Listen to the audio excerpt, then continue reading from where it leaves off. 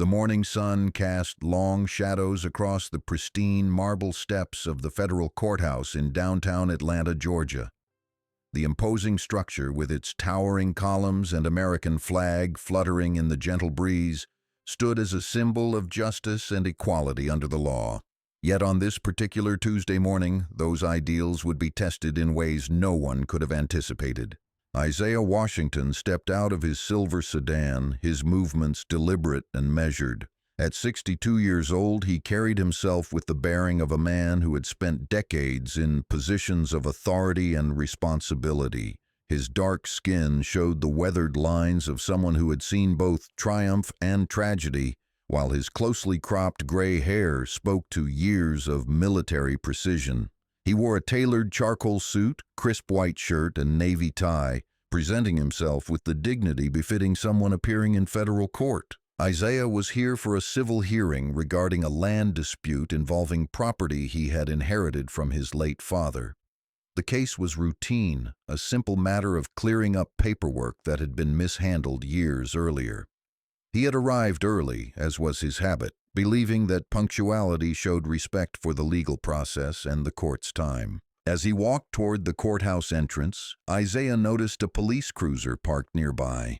Officer Kevin Morrison sat behind the wheel, his pale blue eyes scanning the area with the predatory focus of someone looking for trouble. At 38, Morrison had 15 years on the force, most of which had been spent in this downtown district. His blonde hair was slicked back beneath his police cap, and his uniform was immaculate, pressed to military standards that would have impressed even Isaiah. Morrison's attention immediately fixed on Isaiah. To the officer, the sight of a well-dressed black man approaching the federal courthouse triggered a series of assumptions that had been ingrained in him through years of prejudice and stereotyping. In Morrison's mind, there were only a few reasons a black man would be at the courthouse, and none of them were good. The officer climbed out of his cruiser, his hand instinctively moving to rest on his service weapon. His boots clicked against the pavement as he approached Isaiah, who was now climbing the courthouse steps. The morning air was filled with the sounds of the city awakening, traffic humming in the distance, birds chirping in the nearby trees. But an ominous tension was beginning to build. "Excuse me," Morrison called out, his voice carrying across the morning air with an authority that demanded attention. "Sir, I need to speak with you." Isaiah paused on the steps, turning to face the officer. His expression remained calm and composed, though internally he felt the familiar weight of being singled out that every black man in America knew too well. He had experienced this countless times throughout his life, even during his distinguished military career, but it never became easier to bear. "Good morning, officer," Isaiah replied, his voice steady and respectful. "How can I help you?" Morrison approached closer, his eyes narrowing as he studied Isaiah's face. The officer's body language was aggressive, shoulders squared, chest puffed out in a display of authority. "What's your business here at the courthouse?" The question hung in the air like a challenge. Isaiah felt his jaw tighten slightly, but he maintained his composure. He had faced far more dangerous situations than an overzealous police officer, and he knew that staying calm was essential to de-escalating the situation. "I have a hearing this morning," Isaiah answered simply, reaching into his jacket pocket to retrieve the legal documents that would prove his legitimate business at the courthouse. "Keep your hands where I can see them," Morrison barked, his hand moving to unsnap the safety strap on his holster. The officer's voice had risen to a level that was beginning to attract attention from other pedestrians and courthouse employees arriving for work. Isaiah slowly raised his hands, his movements deliberate and non-threatening. The absurdity of the situation was not lost on him, a decorated military general being treated like a common criminal on the steps of a federal courthouse. But he also understood the volatile nature of such encounters and knew that one wrong move could escalate the situation beyond anyone's control. "Officer, I was simply reaching for my court documents to show you why I'm here," Isaiah said, his voice remaining calm despite the growing tension. "They're in my inside jacket pocket." Morrison's face flushed red with anger and something else. perhaps embarrassment at being contradicted by his target. "Don't tell me what you were doing. I saw you reaching for something, and in my experience, that's usually trouble." A small crowd was beginning to gather, courthouse employees and early arriving lawyers stopping to watch the unfolding drama. Some pulled out their phones, recognizing that they might be witnessing something significant. The morning sun continued to climb higher, casting harsh shadows that seemed to accentuate the tension of the moment.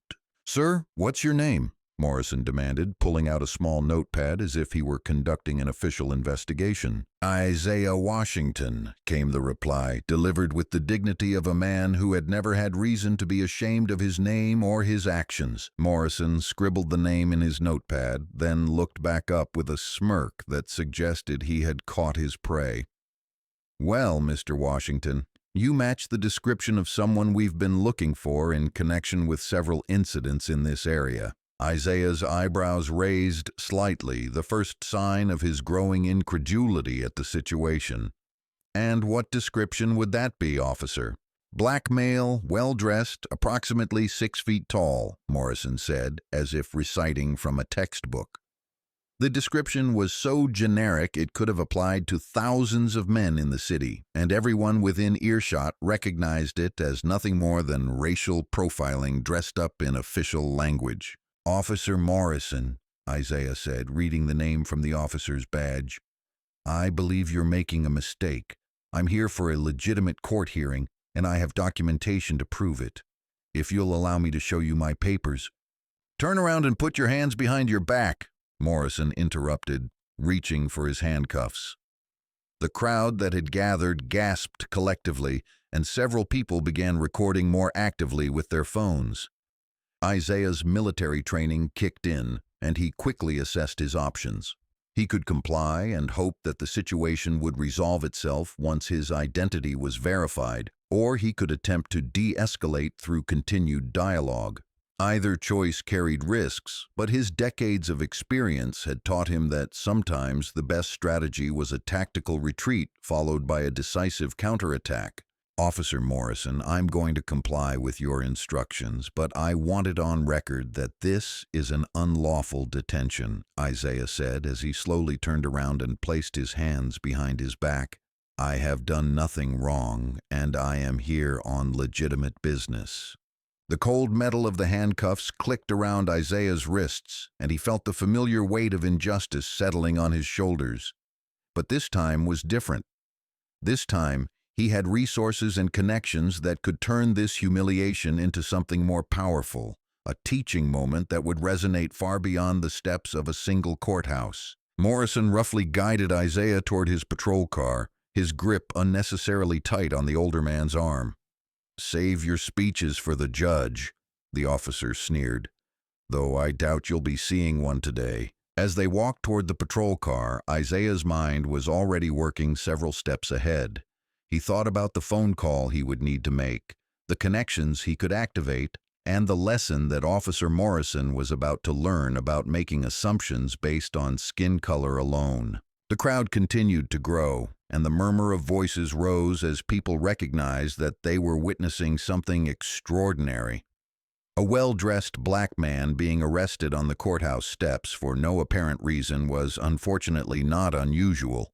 But there was something about this particular man's bearing, his calm dignity in the face of obvious injustice, that suggested there was more to this story than met the eye. Morrison opened the back door of his patrol car and placed his hand on Isaiah's head, preparing to push him inside.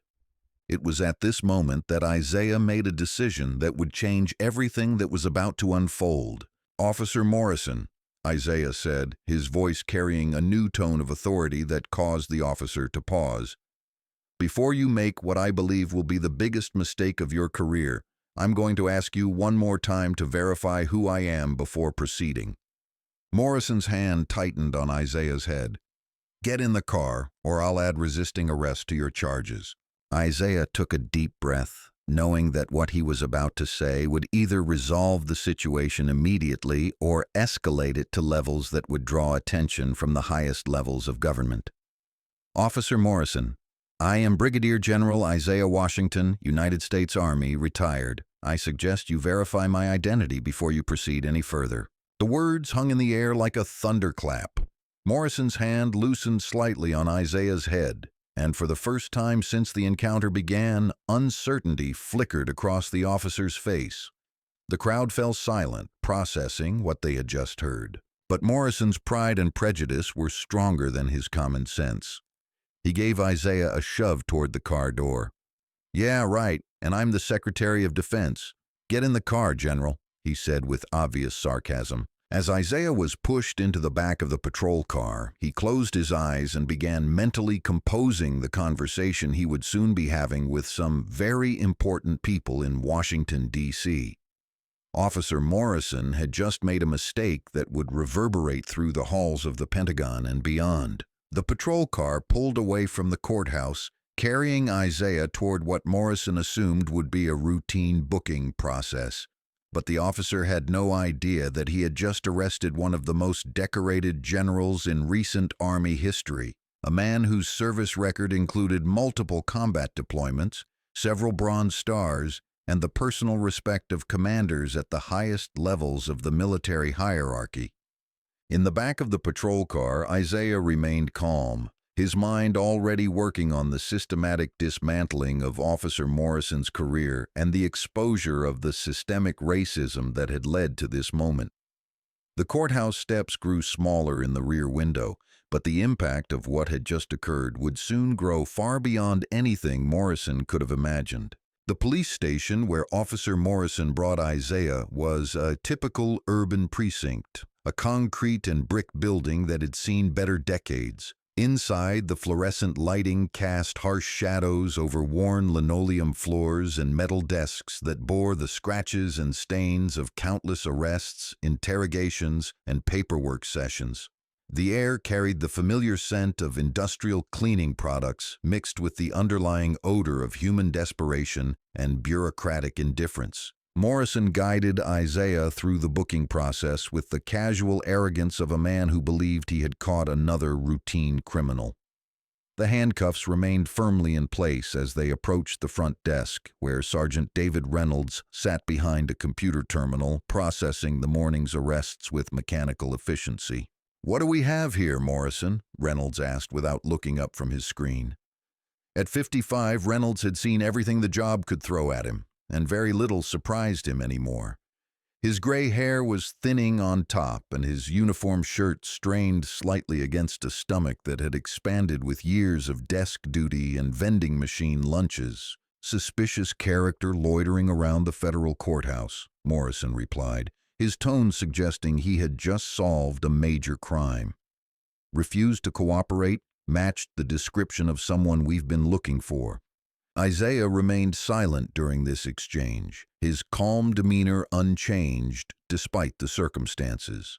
He had been through enough military briefings and strategic planning sessions to know when to speak and when to listen, and right now, listening was providing him with valuable intelligence about the level of competence he was dealing with. Reynolds finally looked up from his computer, his eyes taking in Isaiah's expensive suit and dignified bearing.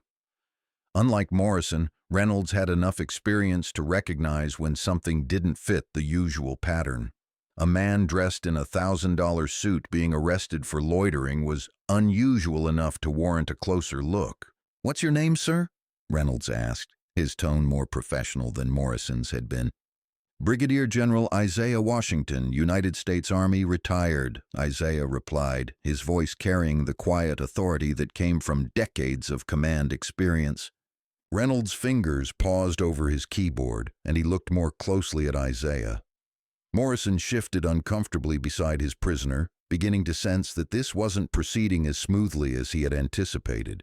"Sir, do you have identification to verify that claim?" Reynolds asked, his professional instincts beginning to override the routine nature of the booking process.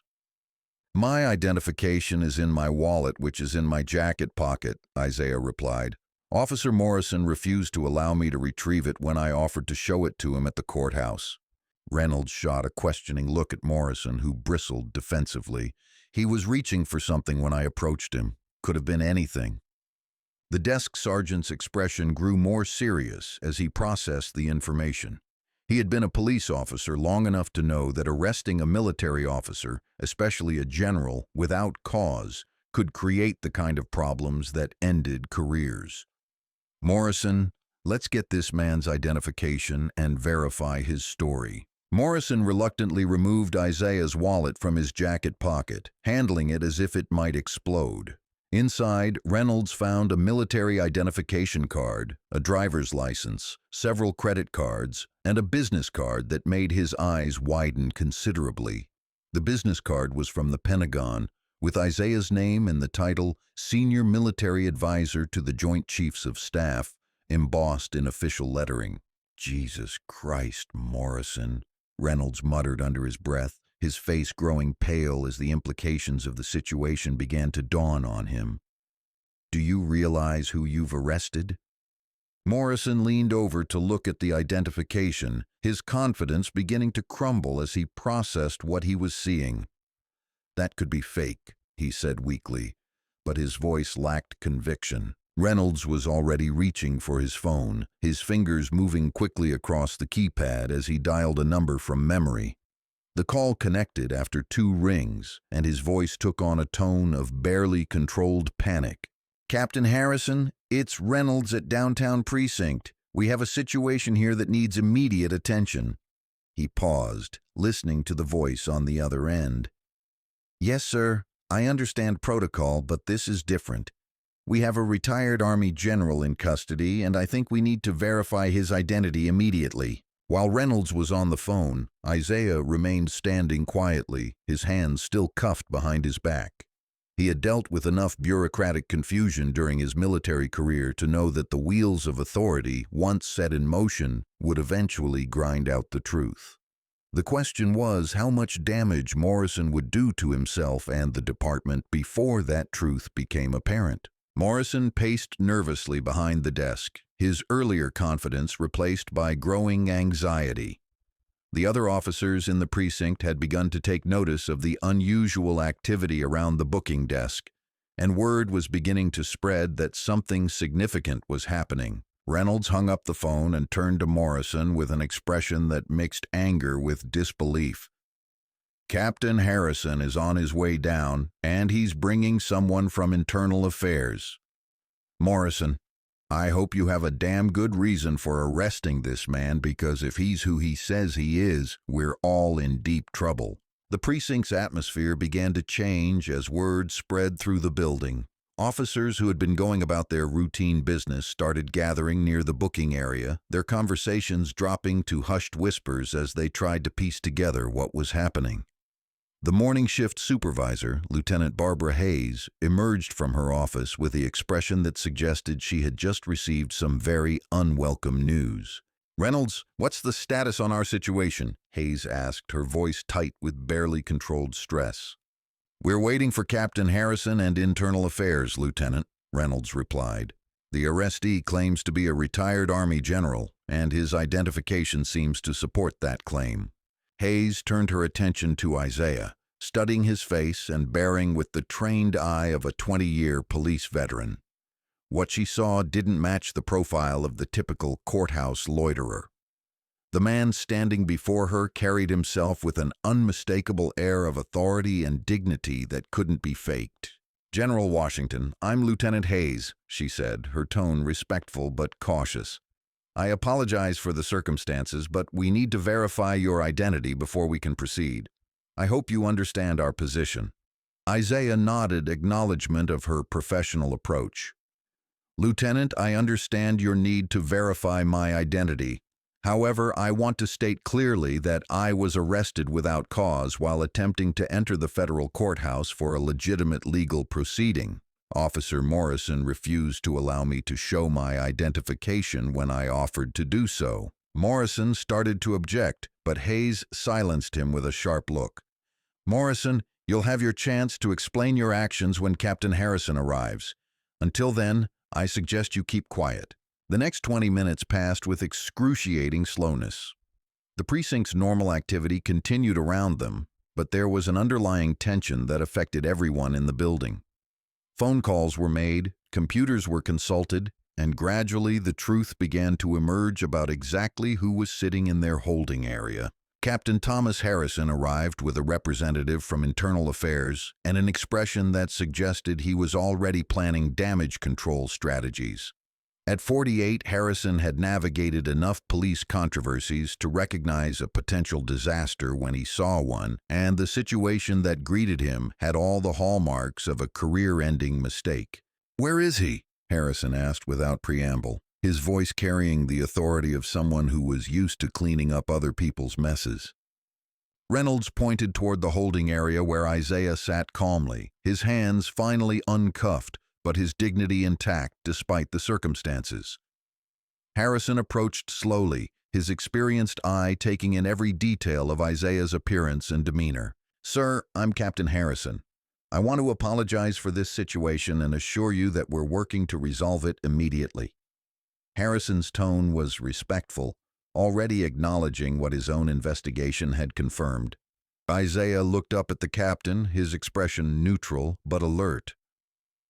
"Captain, I appreciate your concern, but what I need is an explanation for why I was arrested without cause and an assurance that this kind of incident won't happen to others." Harrison nodded, understanding that they were dealing with someone who wasn't going to be satisfied with a simple apology and a quiet release.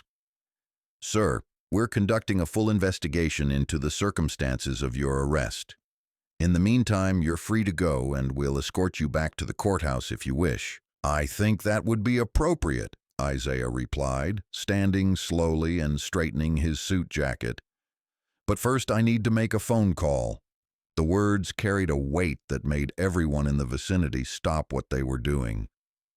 Morrison, who had been standing off to the side hoping to avoid further attention, felt his stomach drop as he realized that the situation was far from over. Harrison led Isaiah to a private office where he could make his call.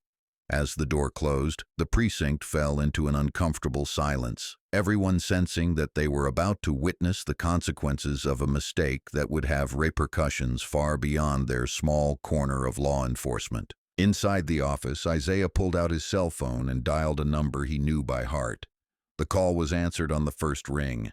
"Pentagon Operations, this is Colonel Martinez. Colonel, this is General Washington. I need to speak with General Coleman immediately." "Yes, sir, General Washington. Please hold while I connect you." The brief hold music seemed to last forever, but finally a familiar voice came on the line.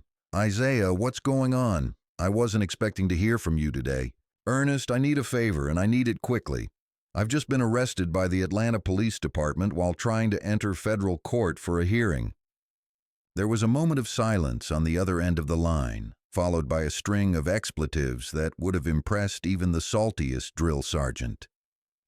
"You've got to be kidding me. Please tell me this is some kind of joke." "I wish it were, Ernest. I need you to make some phone calls and ensure that this incident receives the attention it deserves. This isn't just about me. It's about a pattern of behavior that needs to be addressed." "Consider it done, Isaiah. By the time I'm finished making calls, everyone from the mayor's office to the Justice Department is going to know what happened to you today. Give me 30 minutes. Isaiah hung up the phone and returned to the main area of the precinct where Captain Harrison was waiting with barely concealed anxiety. The general's calm demeanor hadn't changed, but there was something in his expression that suggested the wheels of justice were beginning to turn. "Captain Harrison," Isaiah said, his voice carrying a new tone of authority, "I believe you're about to receive some phone calls that will help clarify the situation.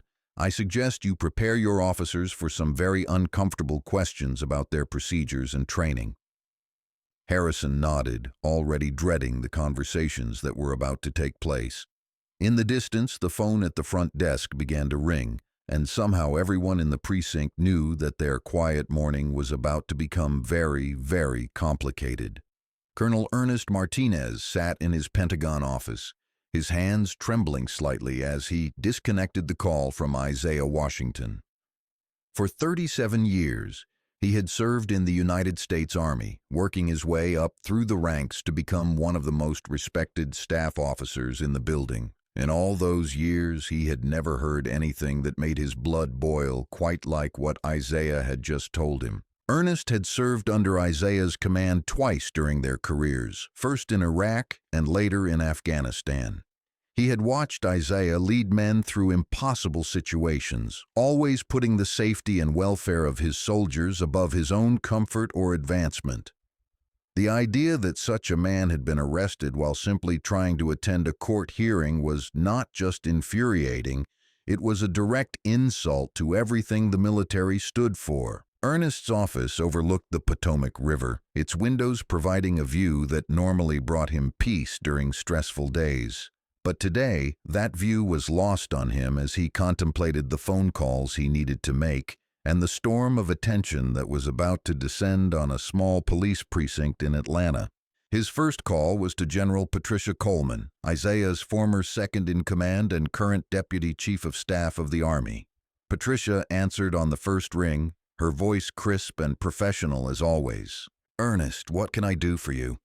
"Patricia, we have a situation involving Isaiah Washington that requires immediate attention and probably some very high-level intervention." There was a brief pause during which Ernest could almost hear Patricia's mind shifting into crisis management mode. She had spent her entire career dealing with military emergencies, but this was a different kind of crisis altogether. "Tell me everything," Patricia said, her voice taking on the tone that had made her one of the most effective commanders in the Army. Ernest related the details of his conversation with Isaiah, watching through his window as military personnel went about their daily business, unaware that one of their most respected leaders was sitting in a police station in Atlanta. As he spoke, he could hear Patricia's breathing becoming more controlled, a sign that her famous temper was being carefully contained. "Those bastards," Patricia muttered when Ernest finished his account. "Ernest, I want you to patch me through to the Chief of Staff immediately. This isn't just an attack on Isaiah, it's an attack on the entire military establishment." While Ernest worked to connect Patricia with the Army's highest leadership, Patricia began making her own series of calls.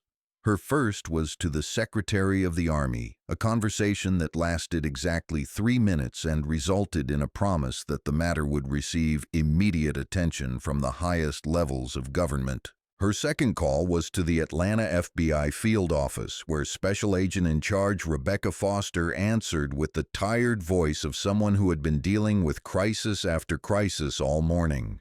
"Agent Foster, this is General Patricia Coleman, Deputy Chief of Staff of the Army. I need to speak with you about a situation involving one of our retired generals who has been unlawfully arrested by the Atlanta Police Department."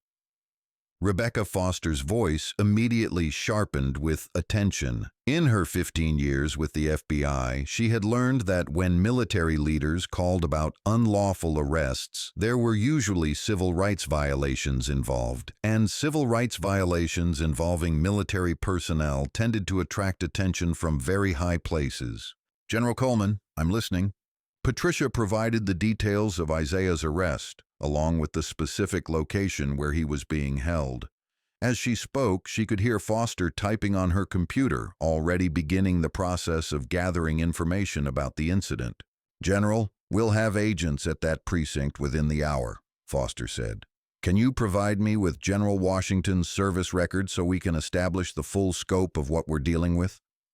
Agent Foster, Isaiah Washington served with distinction for over 30 years. He commanded combat units in 3 different theaters of operation, received multiple decorations for valor, and retired as one of the most respected general officers in the Army. The idea that he was arrested for loitering is not just absurd, it's insulting. Foster made notes as Patricia spoke, already anticipating the media attention that would inevitably follow once news of the arrest became public. "General, we'll handle this with the priority it deserves. Can you provide me with a direct contact number for General Washington?" While Patricia was coordinating with the FBI, Ernest was working his way through his own list of contacts. His third call was to the office of Senator James Crawford, the ranking member of the Senate Armed Services Committee and a longtime advocate for military personnel. Senator Crawford's Chief of Staff, Michael Roberts, answered the phone with the harried tone of someone who was already juggling too many crises for one morning. "Michael, this is Colonel Martinez from the Pentagon. I need to speak with the senator about an urgent matter involving a retired Army general who has been unlawfully arrested in Atlanta. Michael's attention immediately focused on the call. Senator Crawford had built his political career on supporting military personnel and veterans, and any situation involving the mistreatment of a general officer was guaranteed to receive his immediate attention. Colonel Martinez, the senator is in a committee meeting, but I can pull him out for something this important. Give me the details. Ernest provided a summary of the situation, emphasizing Isaiah's distinguished service record and the circumstances of his arrest.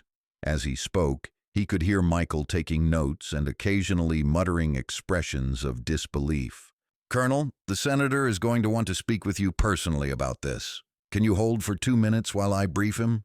The hold seemed to last forever, but finally Senator Crawford's voice came on the line.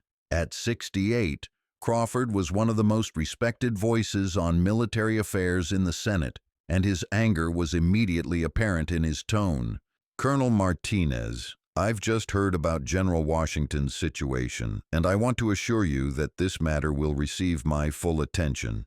I'm going to be making some very direct phone calls to Atlanta, and I expect to see immediate action to correct this injustice. While the Pentagon machinery was grinding into action, the phone calls began flooding into the Atlanta Police Department. Captain Harrison had just finished briefing his superior, Deputy Chief Robert Kim, when the first call arrived from the FBI field office. Captain Harrison, this is Special Agent Foster from the Atlanta FBI office. I need to speak with you immediately about the arrest of General Isaiah Washington.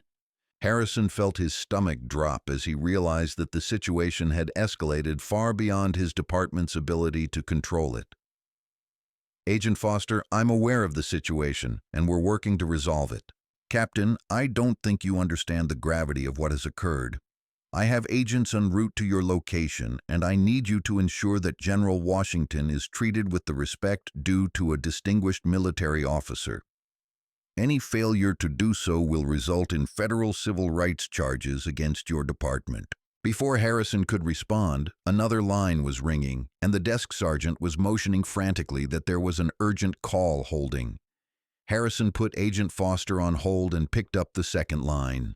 Captain Harrison, this is Deputy Mayor Sandra Johnson. I've just received a call from Senator Crawford's office about one of your officers arresting a retired Army general. Please tell me there's been some kind of misunderstanding.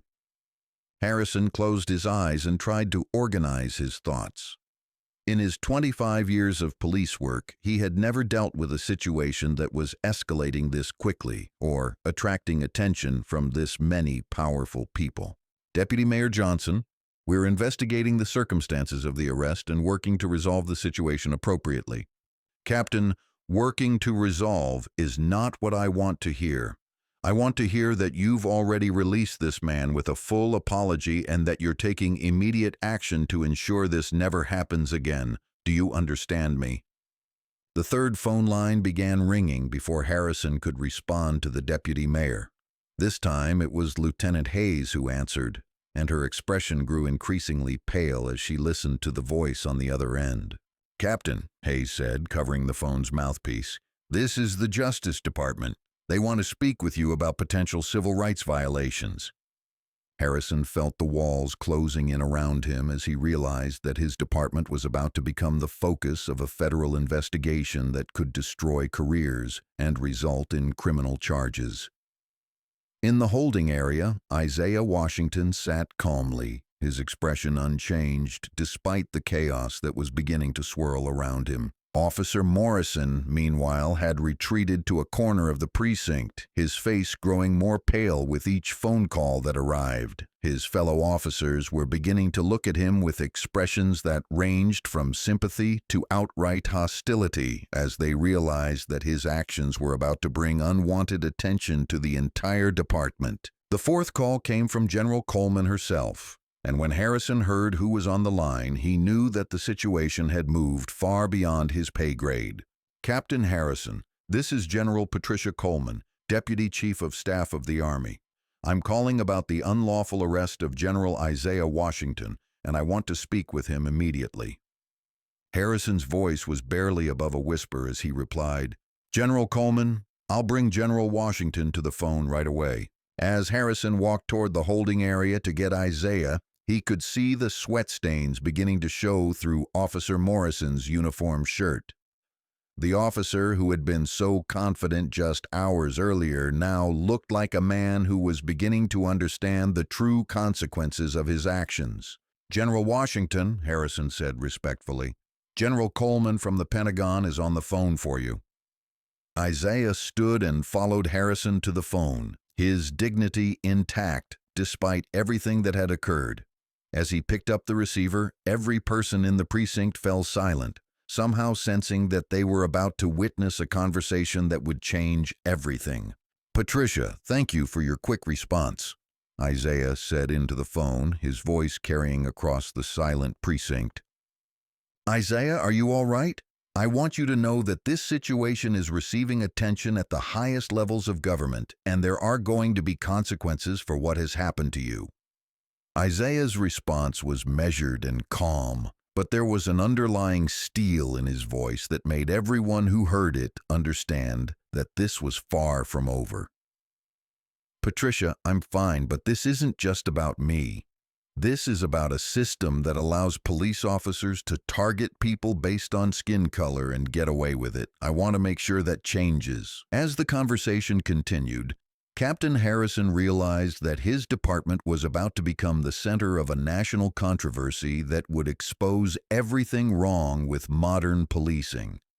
The quiet morning had become a nightmare, and it was only going to get worse. The Atlanta FBI field office was a hive of activity as Special Agent Rebecca Foster coordinated the federal response to Isaiah Washington's arrest.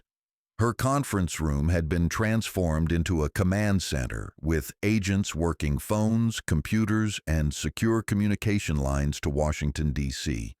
The situation had attracted attention from the highest levels of the Justice Department, and Foster knew that her handling of the case would be scrutinized by people whose opinions could make or break careers. Agent Foster was a 15-year veteran of the Bureau, having worked her way up from field agent to special agent in charge through a combination of investigative skill and political acumen. She had handled civil rights cases before, but never one involving such a prominent military figure or one that was attracting attention from so many powerful people simultaneously. "Johnson," Foster called to one of her senior agents, "what's the status on our response team?" Agent Timothy Johnson looked up from his computer terminal, his expression reflecting the urgency of the situation. "Ma'am, we have a team en route to the police precinct, and I've initiated contact with the Civil Rights Division in Washington. They're sending down a team from the criminal section to oversee the investigation." Foster nodded, appreciating the efficiency of her team's response. "What about media interest? Have the news outlets picked up on this yet?" Johnson's expression grew more concerned as he consulted his notes. "Ma'am, we're starting to see activity on social media. Someone recorded video of the arrest at the courthouse, and it's beginning to circulate. The local news stations are making inquiries, and I suspect we'll have national coverage within hours." The prediction proved accurate within minutes as Foster's phone began ringing with calls from news producers and reporters who had gotten wind of the story. The combination of racial profiling, law enforcement misconduct, and a distinguished military officer created the kind of narrative that news organizations found irresistible. Meanwhile, at CNN's Atlanta bureau, producer Jennifer Walsh was coordinating coverage of what was shaping up to be a major national story. The network had received the video footage of Isaiah's arrest from a courthouse bystander, and the images were powerful. A well-dressed black man being handcuffed and forced into a police car while simply trying to enter a federal courthouse. "This is exactly the kind of story that captures everything wrong with police interactions with minority communities," Walsh told her news team. "We have a distinguished military officer, a man who served his country with honor, being treated like a criminal for the apparent crime of being black in public." The story was moving quickly up the network's editorial chain, with producers in New York recognizing its potential for national impact. Within 2 hours of Isaiah's arrest, CNN was preparing to lead its afternoon coverage with the story, and other networks were scrambling to catch up. At the White House, Press Secretary David Miller was receiving briefings on the situation as it developed. The administration had made criminal justice reform and police accountability major policy priorities, and the arrest of a distinguished military officer provided an opportunity to reinforce those messages.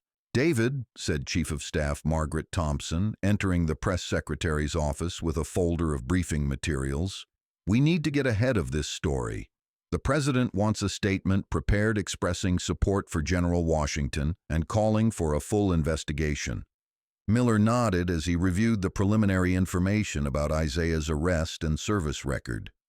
The political implications were significant, but the human element of the story was even more powerful. A decorated war hero being arrested while trying to attend court created exactly the kind of narrative that could drive meaningful policy discussions. "Margaret, I want to make sure we have all the facts before we make any public statements," Miller said, his experience with media relations making him cautious about rushing to judgment. "But if the initial reports are accurate, this is exactly the kind of incident that demonstrates why we need comprehensive police reform." At the Pentagon, the response was more direct and immediate. General Coleman had convened an emergency meeting of senior staff to coordinate their response to Isaiah's arrest. The conference room was filled with officers who had served with or under Isaiah during his distinguished career, and their anger was palpable. "This is not just an attack on Isaiah," General Coleman said, her voice carrying the authority that had made her one of the most respected officers in the Army. "This is an attack on the values that every one of us has sworn to defend. We don't abandon our brothers and sisters when they face injustice, whether they're on active duty or retired." Colonel Martinez had prepared a comprehensive briefing on Isaiah's service record, and as he presented the details of Isaiah's career, the room grew even more tense. 3 Bronze Stars, 2 Purple Hearts, multiple combat deployments, and a record of leadership that had earned him respect at every level of the military hierarchy. "Sir," said Colonel Janet Stevens, the Pentagon's chief public affairs officer, "we need to be prepared for significant media attention. This story has all the elements that drive national coverage, and we should expect calls from every major news organization within hours." General Coleman nodded, understanding the media dynamics involved. "Janet, I want you to prepare a statement emphasizing Isaiah's distinguished service and our expectation that he will be treated with the respect he has earned.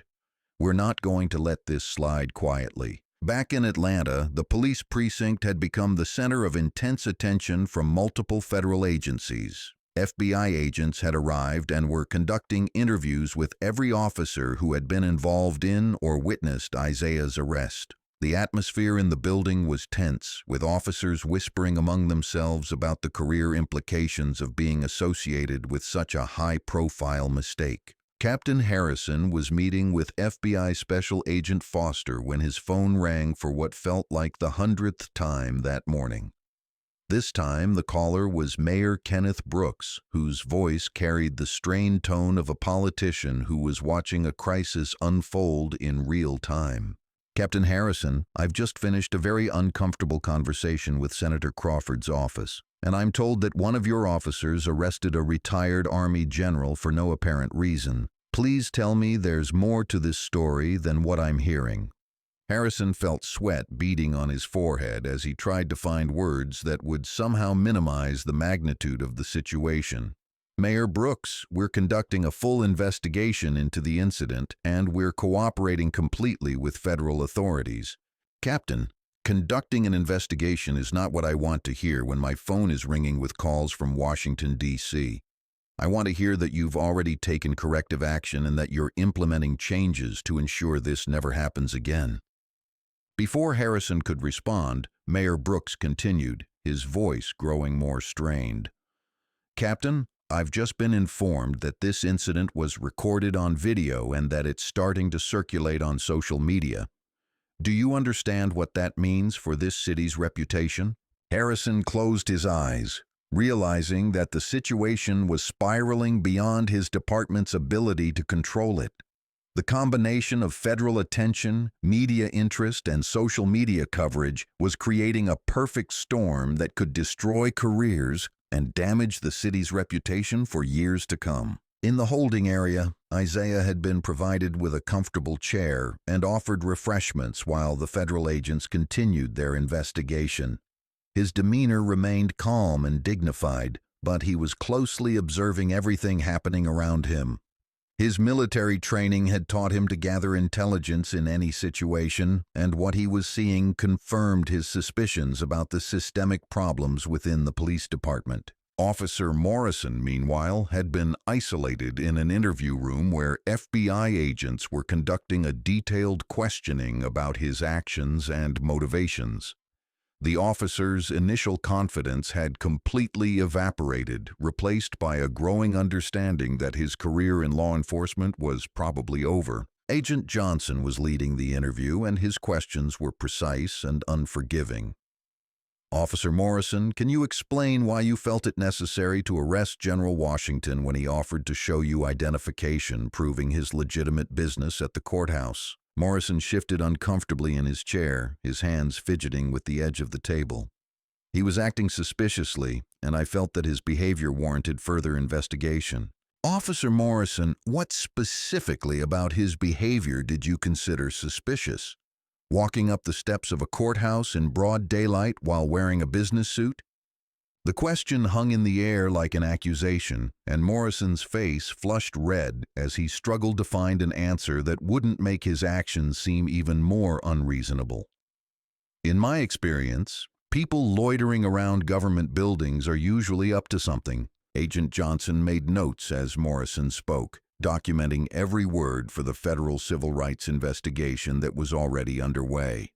"Officer Morrison, are you aware that General Washington is a decorated war hero who served his country with distinction for over 30 years? Morrison's voice was barely above a whisper when he replied, "I am now." The interview continued for another hour, with Agent Johnson methodically documenting every aspect of Morrison's decision-making process and the assumptions that had led to Isaiah's arrest.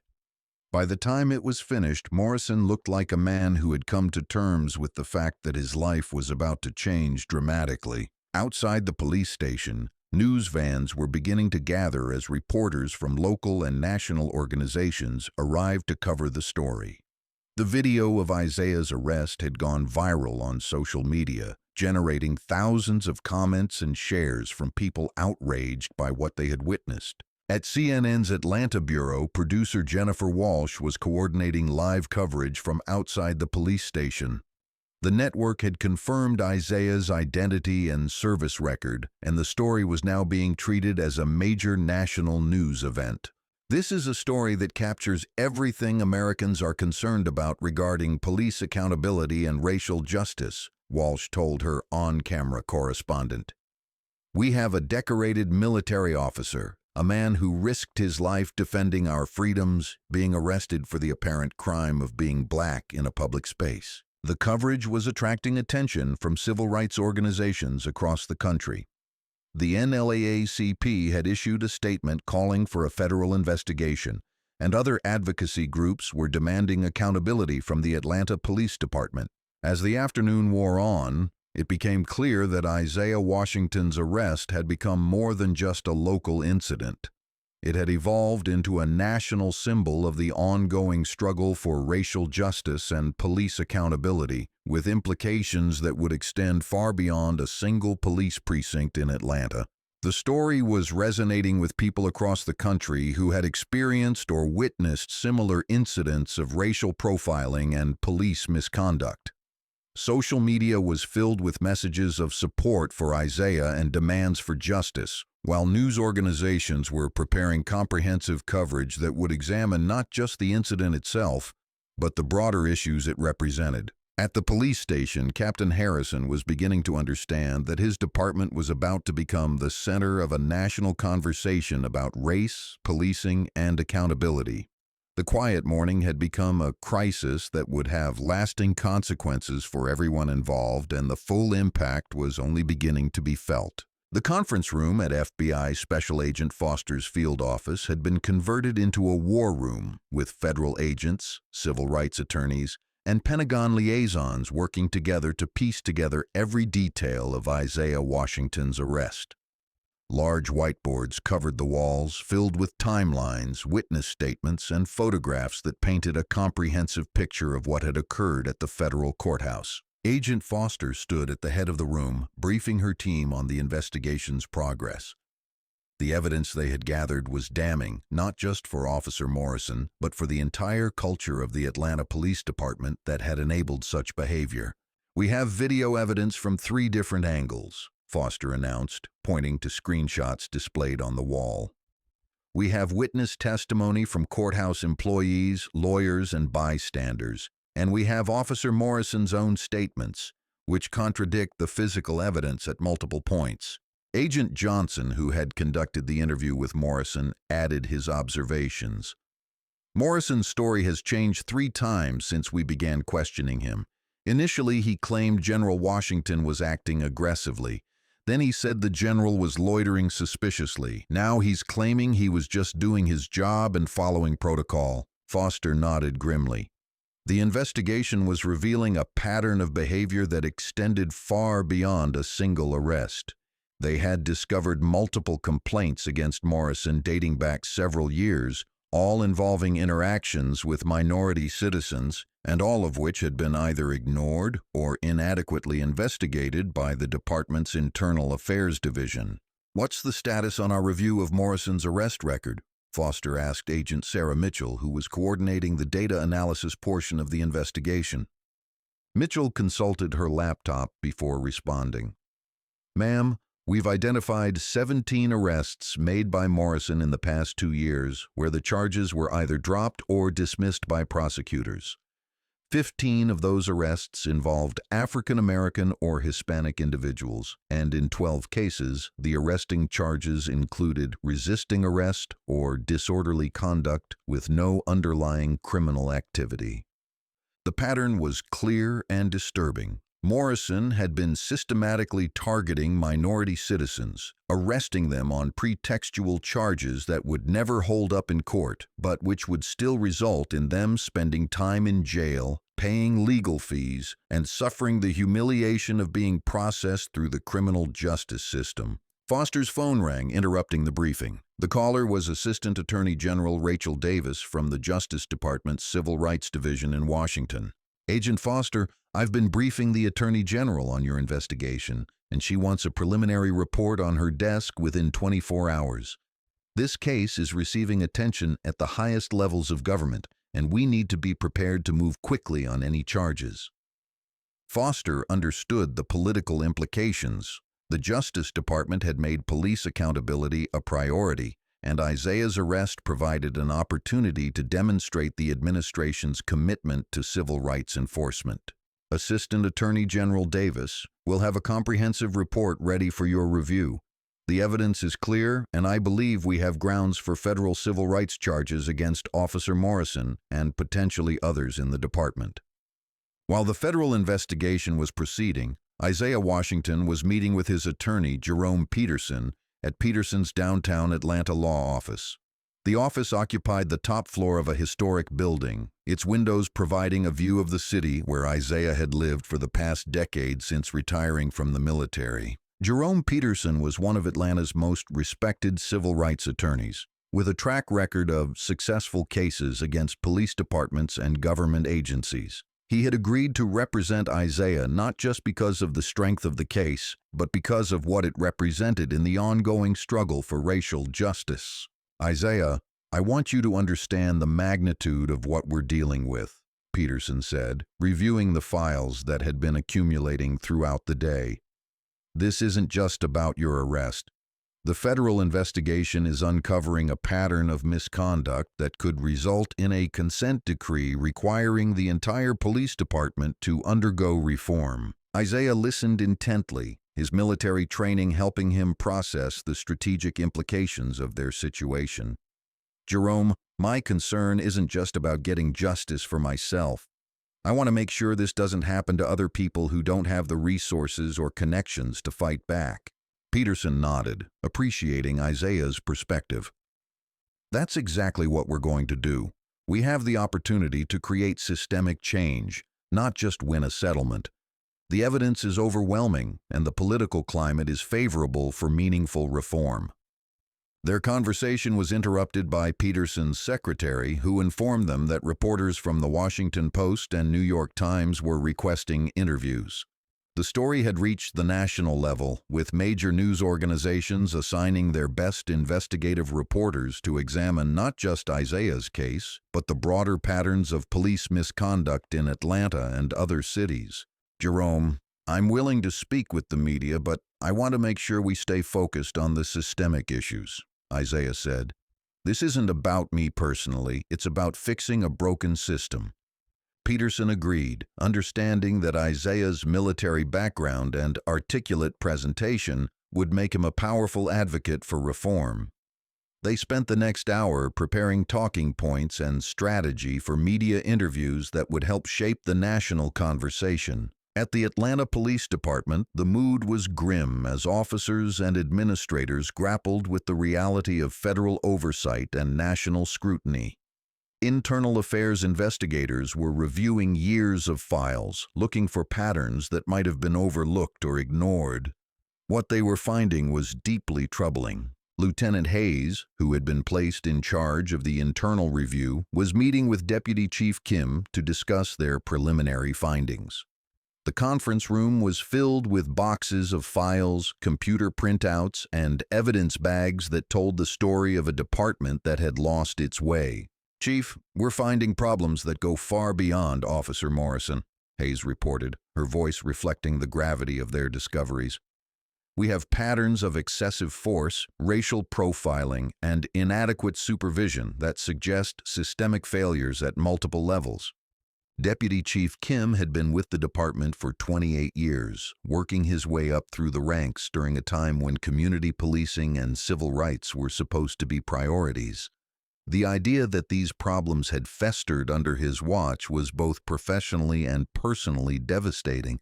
"Lieutenant, I want you to prepare a comprehensive report with recommendations for immediate reforms," Kim said. "We're going to get ahead of this before the federal investigators finish their work." The reforms Kim was contemplating were extensive. Mandatory bias training for all officers, body cameras for every patrol unit, civilian oversight of internal affairs investigations, and a complete review of arrest and use of force policies.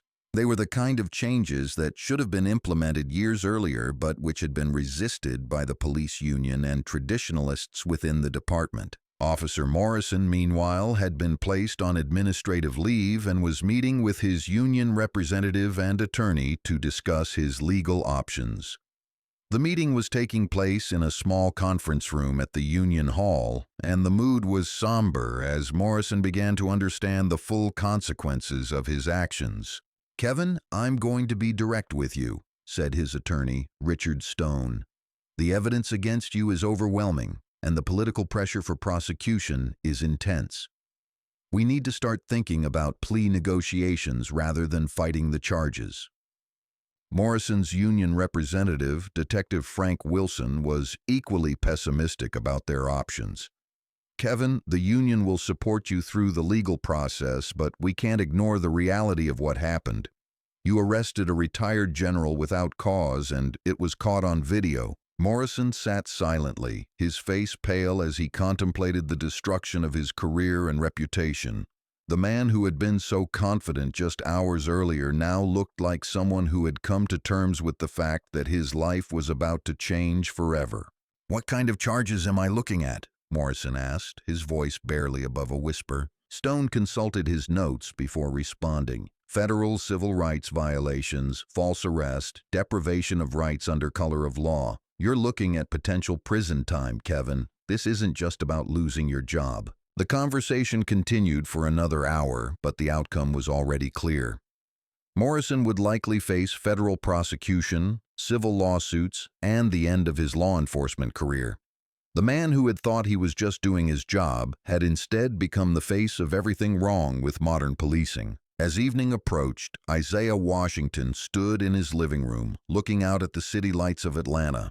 The day had been exhausting, but he felt a sense of purpose that he hadn't experienced since retiring from the military. The arrest had been humiliating and infuriating, but it had also provided an opportunity to strike a blow against injustice.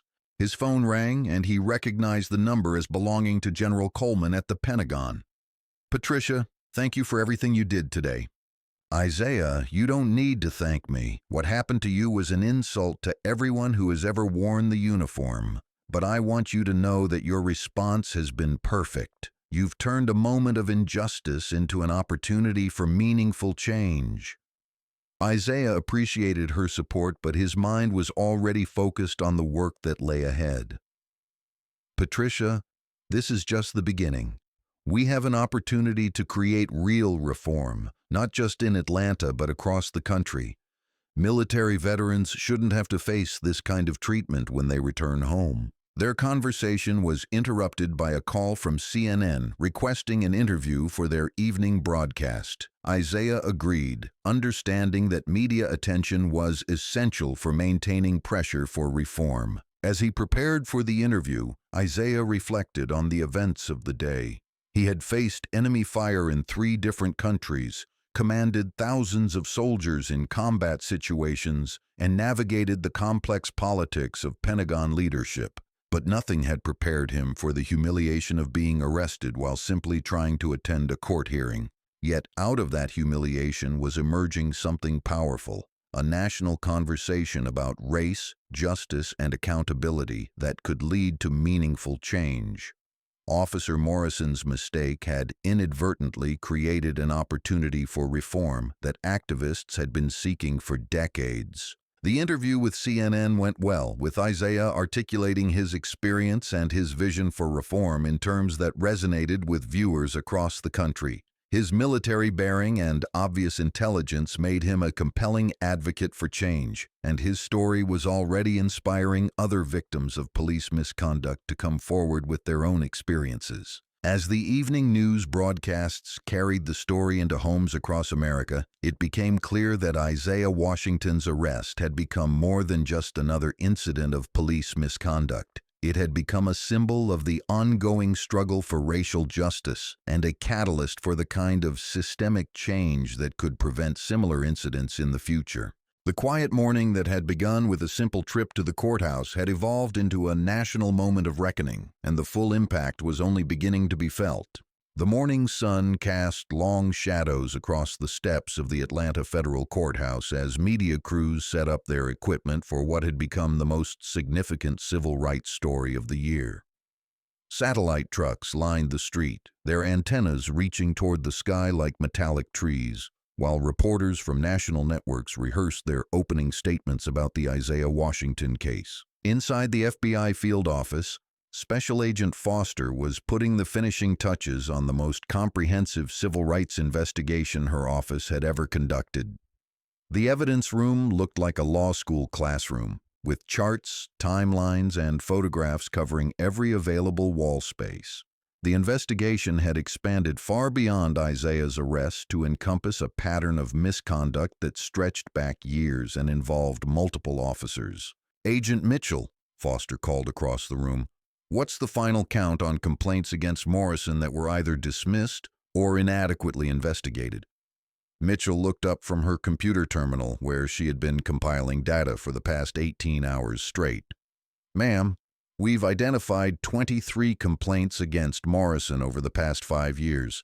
21 of those complaints involved minority citizens, and in 19 cases, the internal affairs investigation was closed without interviewing key witnesses or reviewing available evidence." The numbers painted a picture of systematic neglect by the police department's oversight mechanisms. Foster shook her head as she processed the implications. This wasn't just about one bad officer. It was about an entire system that had enabled and protected misconduct for years. Agent Johnson entered the room carrying a thick folder of documents. Ma'am, we've just received Morrison's complete personnel file from the department, and it's revealing. He's received multiple counseling sessions for inappropriate interactions with community members. But those counseling sessions were never formally documented or reported to supervisors. Foster reviewed the documents, noting the pattern of warnings that had been ignored and problems that had been minimized rather than addressed. Johnson, I want you to prepare arrest warrants for Morrison and at least 3 supervisors who failed to properly investigate these complaints. We're going to send a message that willful blindness to civil rights violations is not acceptable. While the FBI was building its case, Isaiah Washington was preparing for what would be the most important press conference of his life. The event was scheduled to take place on the courthouse steps where he had been arrested, and media organizations from across the country had sent their top correspondents to cover it. Jerome Peterson, Isaiah's attorney, was reviewing the prepared statement one final time. The document was carefully crafted to balance Isaiah's personal experience with the broader systemic issues that needed to be addressed. Isaiah, remember that this press conference is going to set the tone for everything that follows, Peterson advised. The country is watching, and your words will influence not just your case, but the national conversation about police reform. Isaiah nodded, understanding the weight of the moment. He had given press briefings during his military career, but never under circumstances where his words would carry such significance for so many people. Jerome, I want to make sure we stay focused on solutions, not just problems. The country needs to hear that change is possible. At the Atlanta Police Department, the atmosphere was one of barely controlled crisis.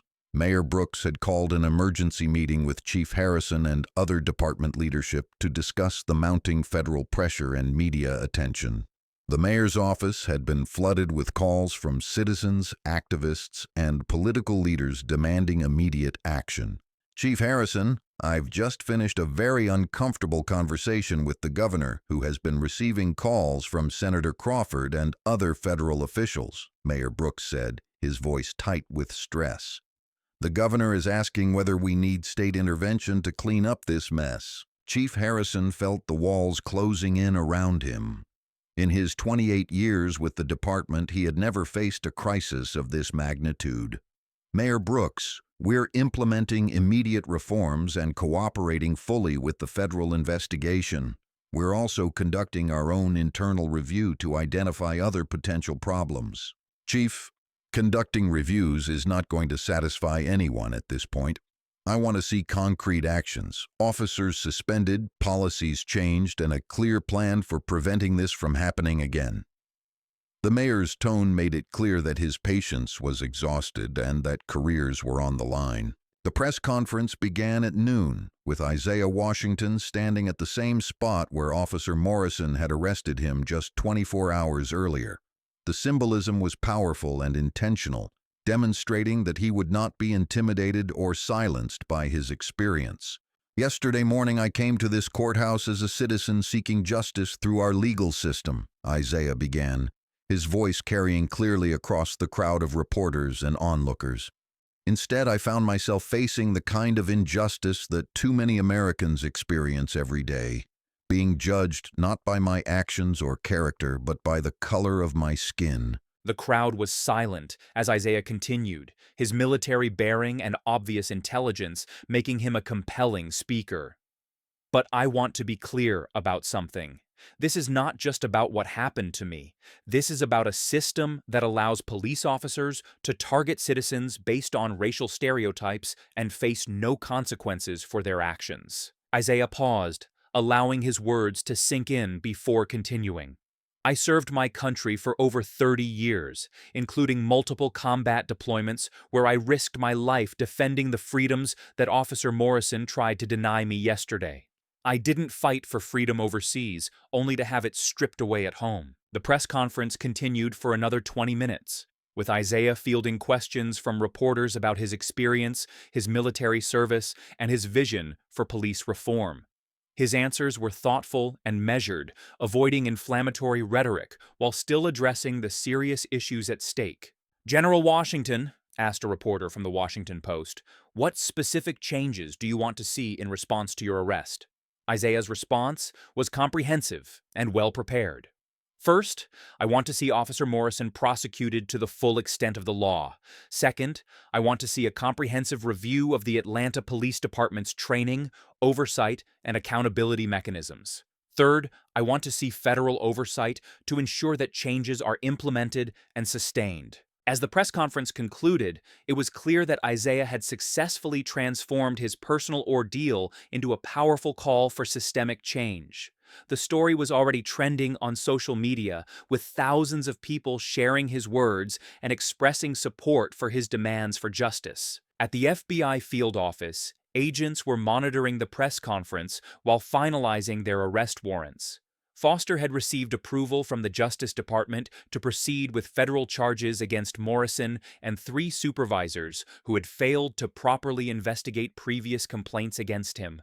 Team, we're going to make these arrests simultaneously to prevent any possibility of evidence destruction or coordination between the defendants, Foster announced. Agent Johnson, you'll take Morrison. Agent Mitchell, you'll handle Lieutenant Davies, who supervised Morrison for the past 3 years. I'll handle Captain Harrison personally. The arrests were scheduled for the following morning, which would allow the FBI to present their case to the media and the public while the attention from Isaiah's press conference was still fresh. The timing was strategic, designed to maximize the impact and send a clear message about federal commitment to civil rights enforcement. Officer Morrison was at home when the FBI agents arrived at his door. He had been expecting this moment since his meeting with union representatives the previous day, but the reality of seeing federal agents with arrest warrants was still shocking.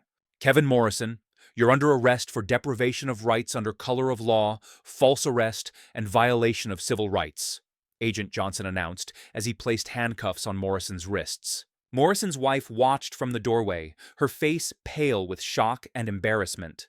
The neighbors had gathered to watch as their community's police officer was arrested by federal agents, creating the kind of public humiliation that Morrison had inflicted on countless others during his career. The arrest of Captain Harrison was even more dramatic, taking place at the police station in full view of officers and staff.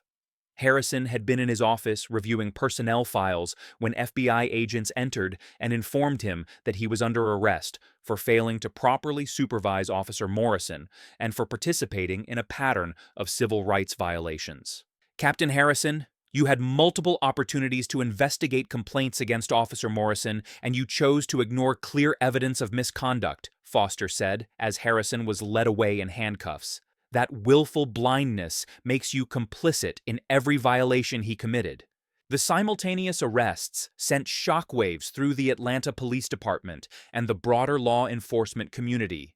The message was clear.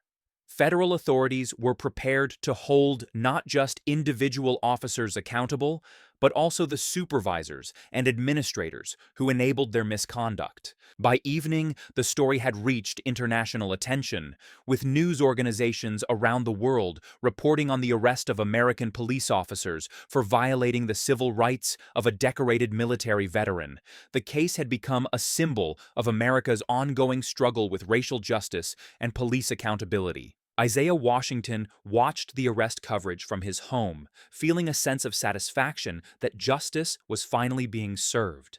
But he also understood that arrests were just the beginning of a long process of reform that would require sustained attention and commitment from citizens, activists, and political leaders. His phone rang, and he recognized the number as belonging to Senator Crawford's office.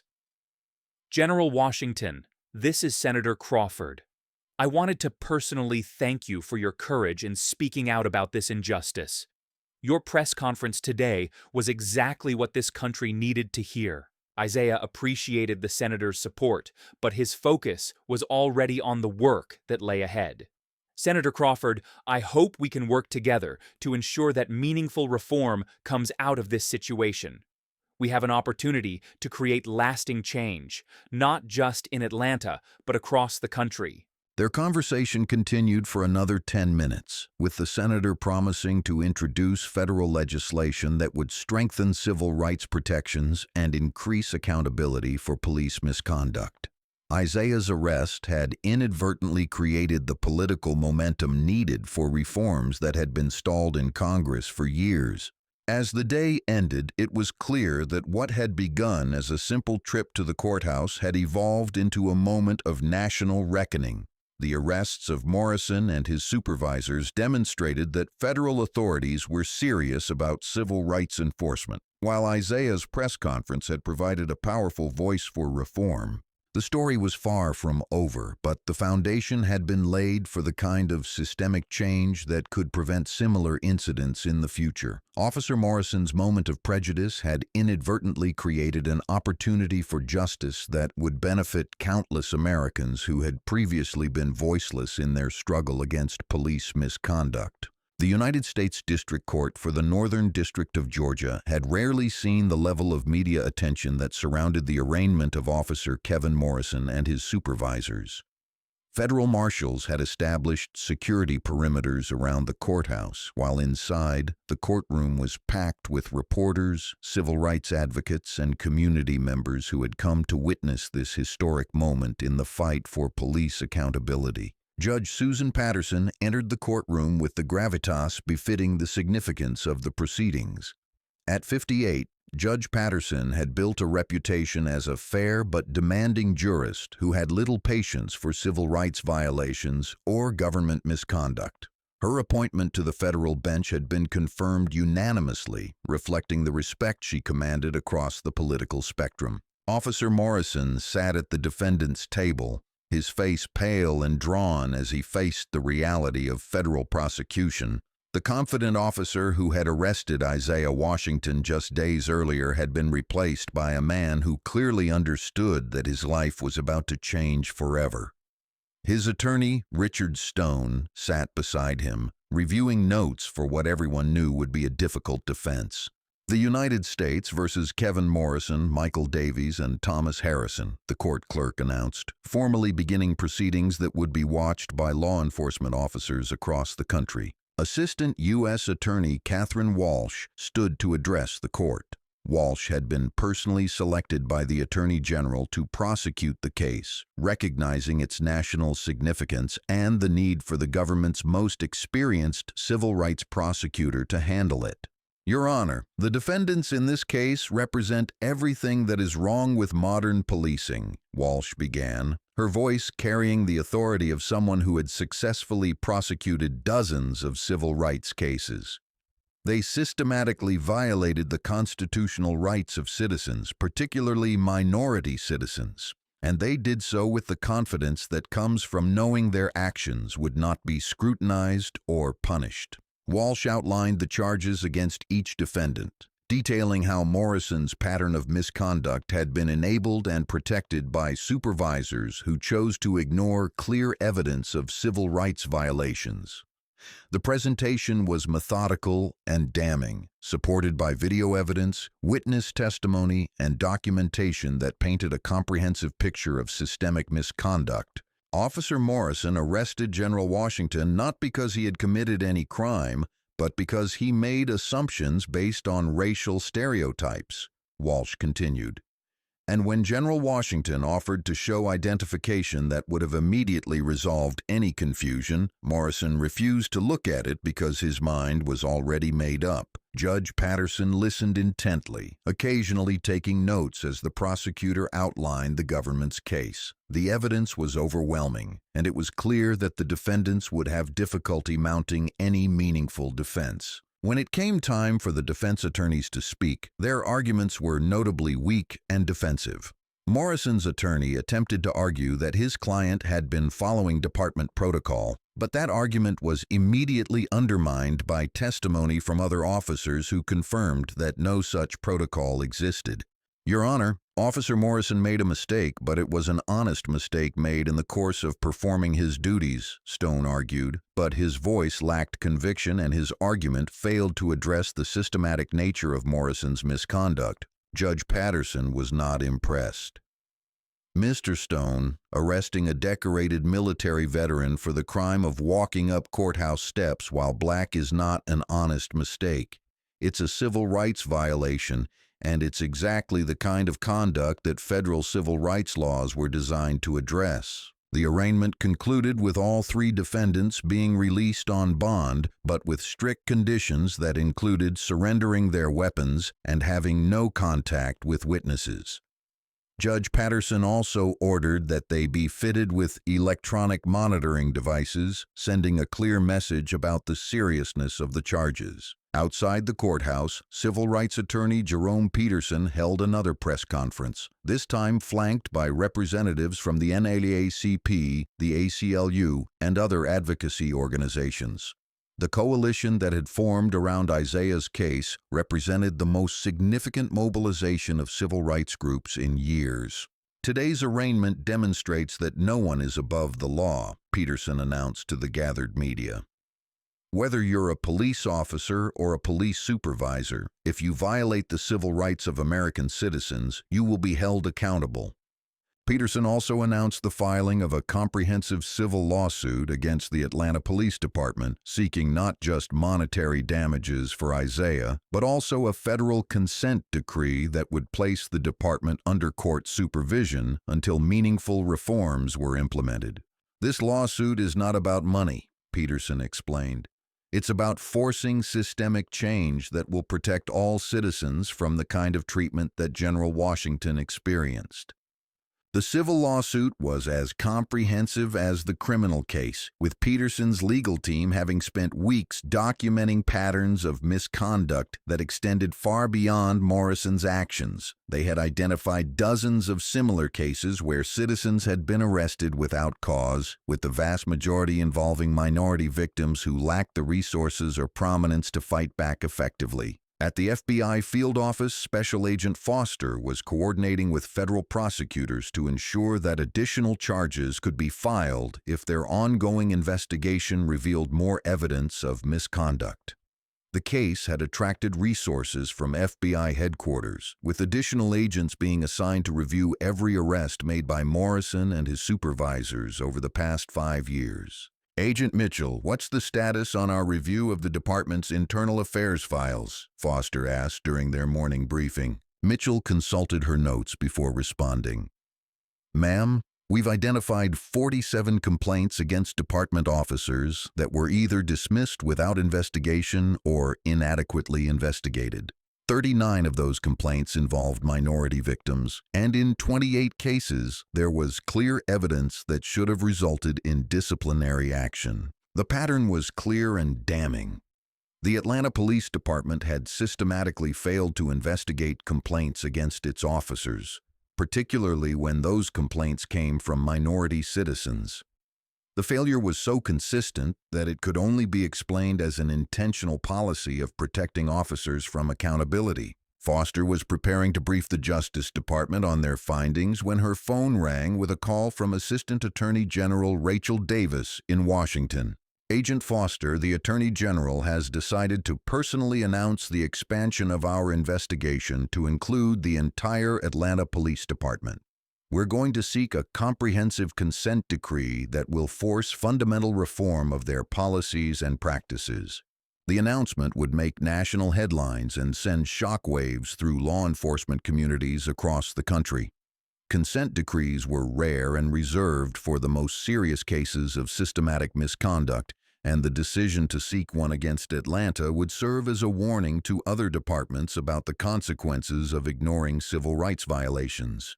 Isaiah Washington was at his attorney's office reviewing the civil lawsuit that would be filed the following day when he received a call from General Coleman at the Pentagon. Isaiah, I wanted you to know that the Secretary of the Army is planning to make a public statement supporting your case and calling for police departments to provide better training on interactions with military veterans. Isaiah appreciated the support, but he was focused on ensuring that the reforms would benefit all citizens, not just military veterans. Patricia, I hope the Secretary will emphasize that this is about protecting the rights of all Americans, not just those who have served in the military. Their conversation was interrupted by a call from the White House, where a senior advisor to the president was requesting a meeting to discuss federal police reform legislation that could be introduced in Congress. Isaiah's case had provided the political momentum needed to advance reforms that had been stalled for years. Mr. Washington, the President would like to invite you to the White House to discuss how we can use your experience to drive meaningful police reform legislation, the advisor explained. Your case has created exactly the kind of political momentum we need to pass comprehensive reforms that have been stalled in Congress for years. Isaiah agreed to the meeting, understanding that his personal experience could be leveraged to create systemic change that would benefit millions of Americans.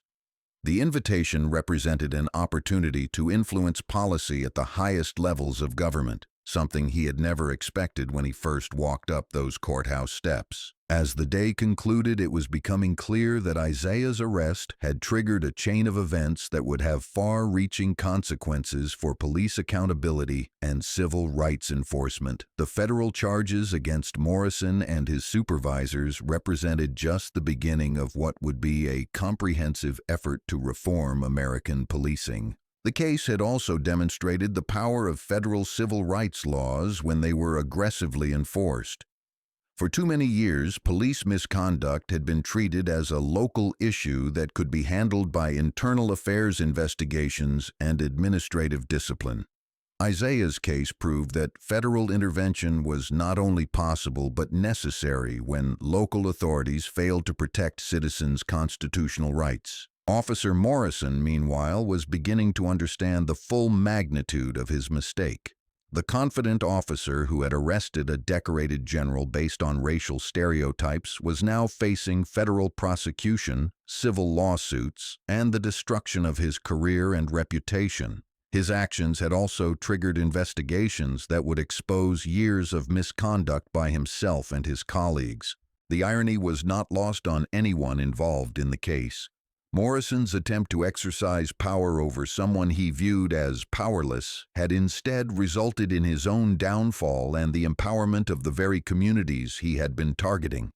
His prejudice had inadvertently created an opportunity for justice that would benefit countless people who had previously been voiceless. 6 months after Isaiah Washington's arrest on the federal courthouse steps, the trial of Officer Kevin Morrison and his supervisors had become the most closely watched civil rights case in years. The federal courthouse in Atlanta had been transformed into a fortress with security barriers, metal detectors, and federal marshals ensuring the safety of witnesses, jurors, and the hundreds of media representatives who had descended on the city. Judge Susan Patterson had managed the pre-trial proceedings with the firm hand of someone who understood the national significance of the case. The jury selection process had taken 3 weeks, with attorneys from both sides carefully screening potential jurors for any biases that might affect their ability to fairly evaluate the evidence. The prosecution team, led by Assistant U.S. Attorney Catherine Walsh, had assembled a case that was both comprehensive and devastating. Their evidence included video footage of Isaiah's arrest, testimony from dozens of witnesses, expert analysis of the Atlanta Police Department's training and policies, and statistical analysis showing patterns of discriminatory enforcement. "Ladies and gentlemen of the jury," Walsh began in her opening statement, "this case is about more than the arrest of one man, even though that man happens to be a decorated war hero who served his country with distinction for over 30 years. This case is about a system of policing that judges citizens not by their actions, but by the color of their skin." Walsh's presentation was methodical and powerful, walking the jury through the events of that morning while placing them in the broader context of systematic civil rights violations. She showed how Morrison's actions were not an isolated incident, but part of a pattern of misconduct that had been enabled and protected by supervisors who failed in their duty to ensure constitutional policing. Officer Morrison had multiple opportunities to de-escalate this situation, Walsh continued, pointing to enlarged photographs of the courthouse steps where the arrest had taken place.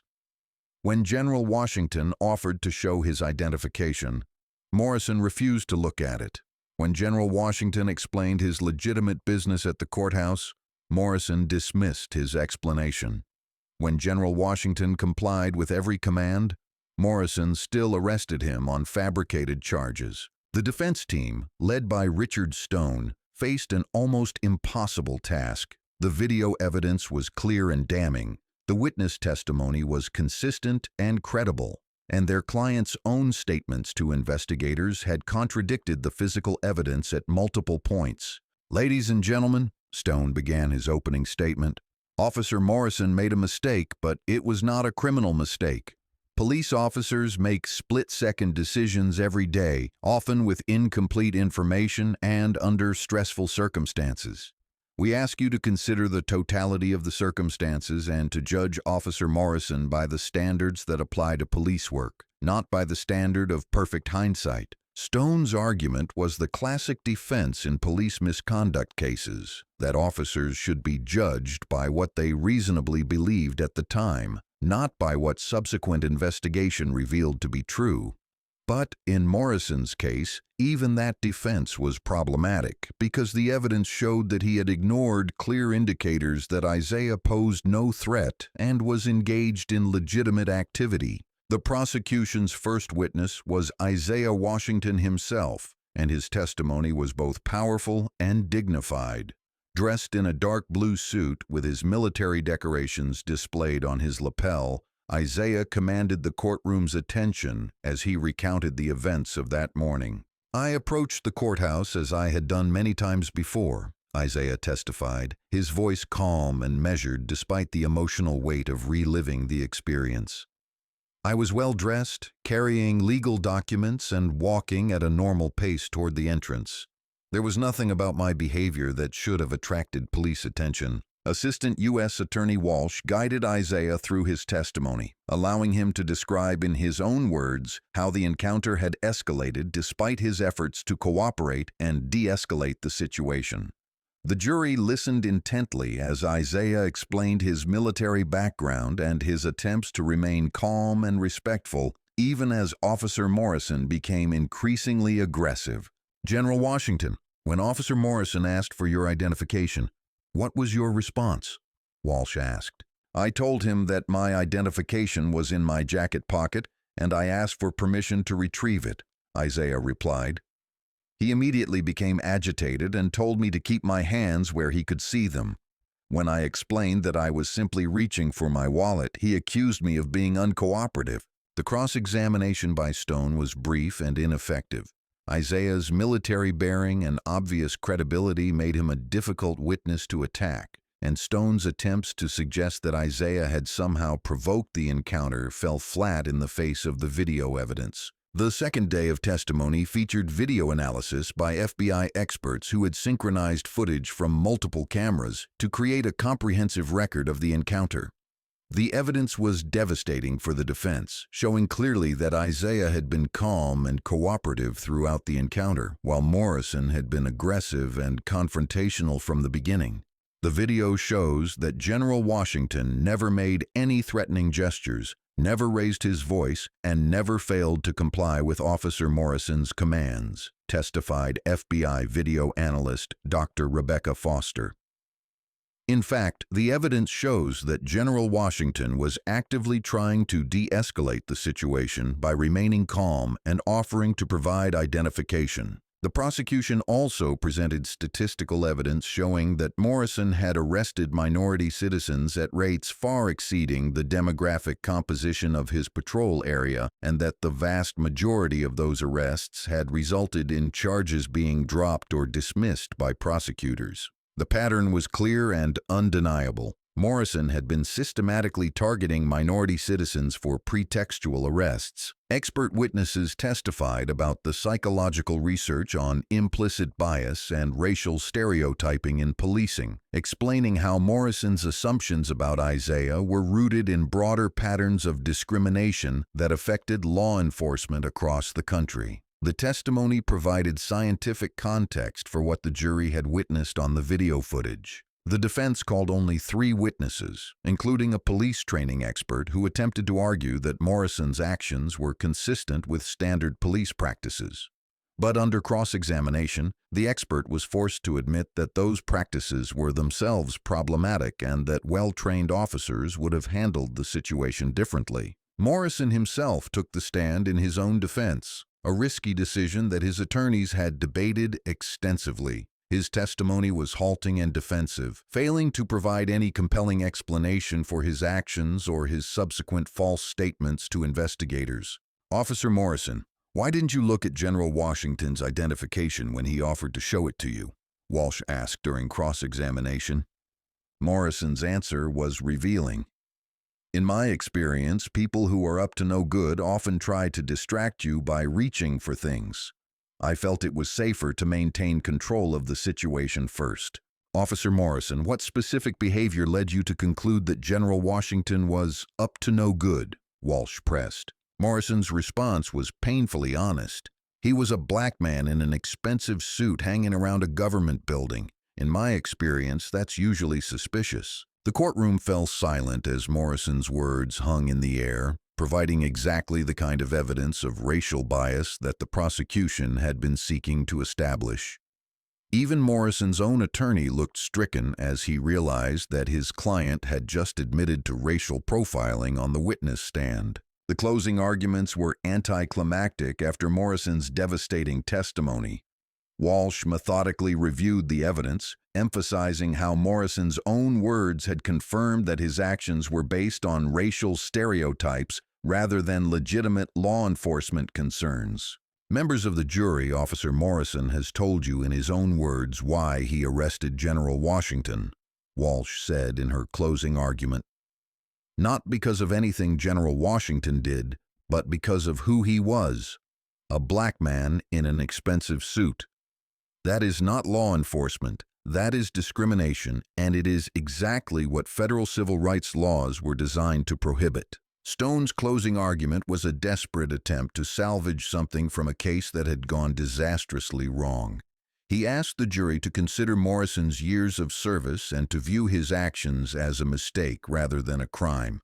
But the video evidence and Morrison's own testimony had made such arguments impossible to sustain. The jury deliberated for less than 4 hours before returning guilty verdicts on all counts against all 3 defendants.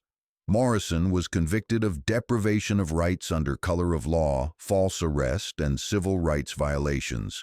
His supervisors were convicted of failing to properly investigate complaints and enabling a pattern of misconduct. Judge Patterson scheduled sentencing for the following month, but she took the unusual step of addressing the defendants immediately after the verdict was read. "The evidence in this case has revealed a pattern of conduct that strikes at the heart of our constitutional system," Judge Patterson said, her voice carrying the authority of the federal judiciary. "Police officers are sworn to protect and serve all citizens equally, regardless of race, religion, or social status. When they fail in that duty, they undermine the rule of law and the trust that citizens must have in their government." The verdict sent shockwaves through law enforcement communities across the country, demonstrating that federal authorities were prepared to aggressively prosecute civil rights violations. Police unions and law enforcement organizations issued statements calling for better training and accountability, while civil rights groups hailed the verdict as a breakthrough in the fight for police reform. Isaiah Washington was in the courtroom when the verdict was read, and his reaction was one of quiet satisfaction rather than celebration. He understood that the conviction was just one step in a longer process of reform that would require sustained effort and vigilance. Outside the courthouse, he held a final press conference surrounded by civil rights leaders, fellow veterans, and community activists who had supported his case throughout the legal proceedings. "Today's verdict sends a clear message that no one is above the law," Isaiah said, his voice carrying across the crowd of supporters and media representatives.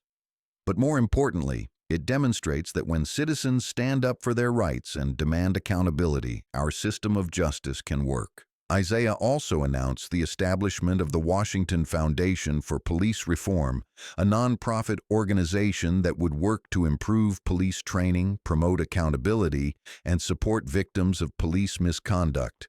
The foundation would be funded in part by the settlement from his civil lawsuit against the Atlanta Police Department, which had been resolved for an undisclosed amount, along with comprehensive reforms. The verdict marked the end of the criminal case, but it was just the beginning of the broader reform effort that Isaiah's arrest had set in motion.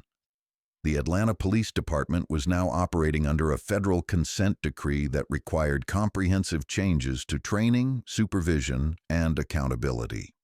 Similar investigations had been launched in other cities, and Congress was actively considering federal legislation that would strengthen civil rights protections. Officer Morrison was sentenced to 3 years in federal prison, while his supervisors received shorter sentences along with permanent bans from law enforcement work. The sentences were seen as significant by civil rights advocates who had grown accustomed to seeing police officers escape serious consequences for misconduct. As Isaiah left the courthouse for the final time, he reflected on how a simple trip to attend a legal hearing had transformed into a national movement for police reform. His arrest had been humiliating and infuriating, but it had also provided an opportunity to create the kind of systemic change that activists had been seeking for decades. The case had demonstrated that individual acts of courage could have far-reaching consequences, and that the fight for civil rights required both institutional reform and personal commitment to justice. Isaiah's military training had prepared him for many challenges, but nothing had prepared him for becoming a symbol of the ongoing struggle for racial equality in America. 2 years after Isaiah Washington's arrest, the ripple effects of his case continued to reshape American policing in ways that no one had anticipated. The Washington Foundation for Police Reform had grown into one of the most influential civil rights organizations in the country, with offices in 12 cities and a staff of former military officers, legal experts, and community organizers dedicated to transforming law enforcement. Isaiah sat in his foundation's headquarters in Atlanta, reviewing reports from police departments across the nation that had voluntarily adopted reform programs rather than wait for federal intervention. The office walls were lined with photographs from community meetings, police academy graduations, and congressional hearings where Isaiah had testified about the need for comprehensive police reform. His assistant, Maria Gonzalez, entered with a stack of correspondence that had arrived that morning. Among the letters were thank you notes from citizens who had been helped by the Foundation's legal clinic, invitations to speak at police academies that were implementing new training programs, and updates from federal investigators who were documenting the broader impact of the reforms. "General, you have a conference call in 10 minutes with the Justice Department about the expansion of the federal monitoring program," Maria reminded him, setting the correspondence on his desk. "They want to discuss your recommendations for the next phase of reform implementation." Isaiah nodded, his mind already focused on the conversation ahead. The federal monitoring program had grown from the original consent decree covering Atlanta to encompass police departments in 37 cities, making it the largest civil rights enforcement initiative in decades. The program required comprehensive changes to training, supervision, data collection, and community engagement, with federal oversight ensuring that reforms were actually implemented rather than just promised. The phone call included representatives from the Justice Department, FBI, and several police chiefs who were leading reform efforts in their communities. The conversation focused on expanding successful pilot programs and addressing the resistance that some departments were showing to federal oversight. "General Washington, we're seeing remarkable results in departments that have fully embraced the reform process," said Assistant Attorney General Rachel Davis. "Use of force incidents are down an average of 37%. Citizen complaints have decreased by 42%, and community trust surveys show significant improvement in police-community relations." Isaiah appreciated the statistical improvements, but he was more interested in the human impact of the changes. Assistant Attorney General Davis, what are we hearing from community members about their day-to-day interactions with police officers? Are people feeling safer and more respected? The response was encouraging. Community surveys showed that citizens, particularly in minority communities, were reporting more positive interactions with police officers and greater confidence in filing complaints when problems occurred. The changes were slow and incremental, but they represented genuine progress toward the kind of constitutional policing that Isaiah had been advocating. The conversation also addressed the political challenges of sustaining reform efforts over time. Police unions in some cities were resisting changes, and some political leaders were questioning the need for continued federal oversight. Isaiah understood that lasting reform would require not just policy changes, but cultural transformation within law enforcement that would take years to achieve. After the call, Isaiah reviewed a comprehensive report that had been prepared by researchers at Georgetown University Law School analyzing the national impact of his case. The study found that police departments across the country had implemented training programs addressing racial bias, body camera requirements had been expanded, and civilian oversight mechanisms had been strengthened. The report also documented the broader cultural conversation that Isaiah's case had generated.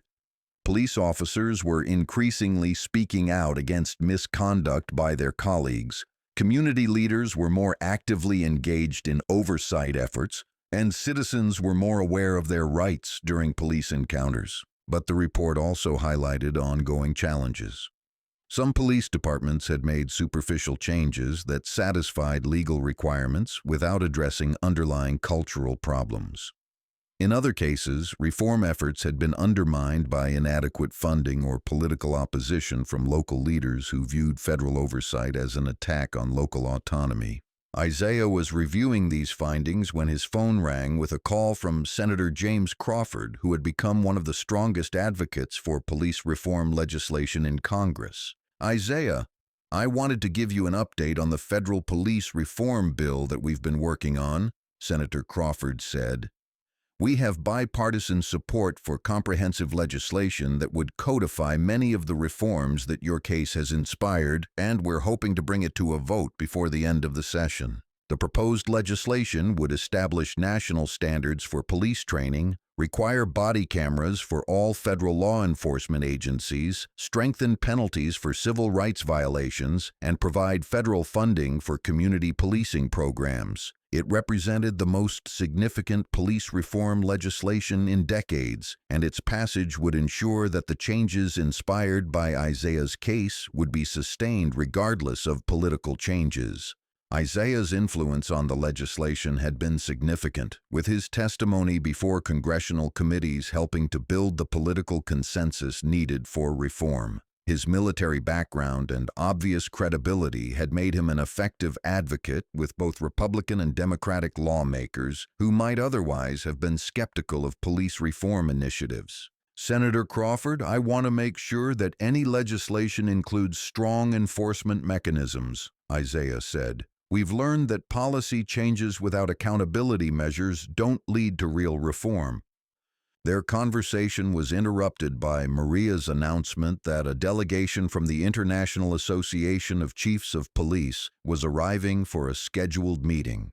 The organization, which had initially been skeptical of federal reform efforts, had become one of the strongest supporters of the Washington Foundation's training programs. Police Chief Barbara Martinez from San Antonio led the delegation, and she had a remarkable story to tell about how her department's adoption of the Washington Foundation's training program had transformed community relations in her city.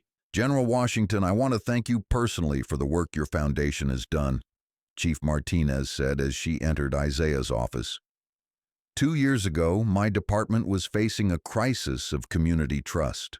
We had multiple excessive force incidents. Our officers were poorly trained on de-escalation techniques, and our minority communities had completely lost faith in our ability to serve them fairly." Chief Martinez explained how her department had volunteered to participate in the Foundation's pilot program, implementing comprehensive changes to training, supervision, and accountability. The results had been dramatic. Use of force incidents had decreased by 53%, citizen complaints had dropped by 48%, and community surveys showed significant improvement in police-community relations. "But more importantly," Chief Martinez continued, "our officers report greater job satisfaction and better relationships with the communities they serve." They understand that constitutional policing isn't just about avoiding lawsuits, it's about being more effective at keeping communities safe.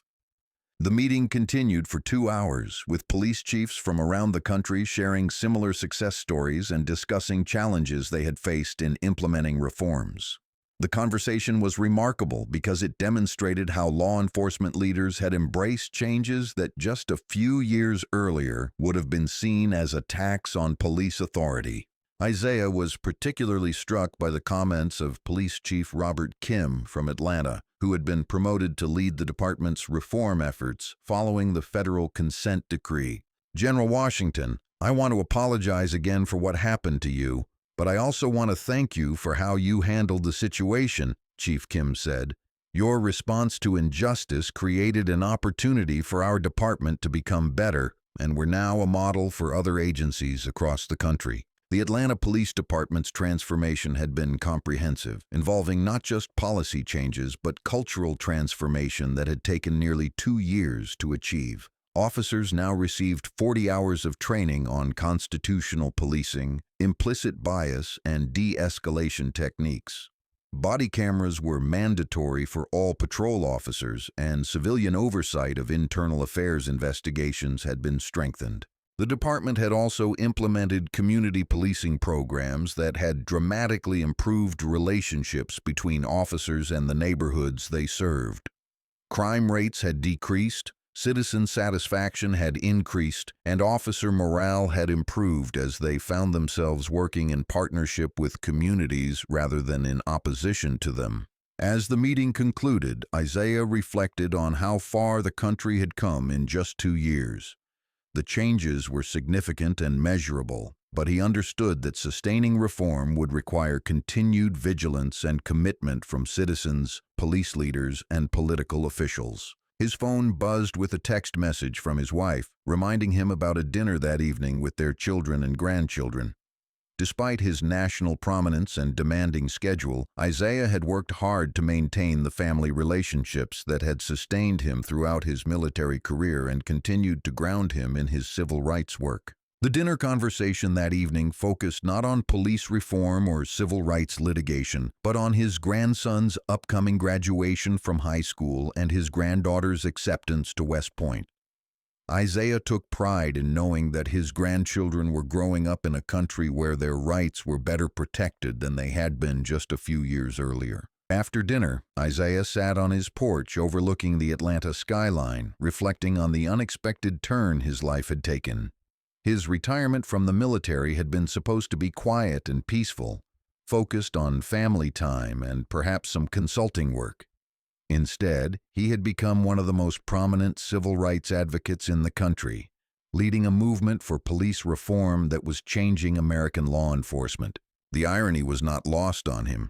Officer Morrison's attempt to humiliate and intimidate him had instead created the platform and opportunity to fight for systemic change that would benefit millions of Americans. The arrest that was supposed to silence him had instead amplified his voice and given him the credibility to demand justice. As the sun set over Atlanta, Isaiah thought about the work that remained to be done. The progress had been significant, but true equality and justice would require continued effort from multiple generations. His foundation would continue its work, the federal monitoring programs would expand, and new leaders would emerge to carry the fight forward.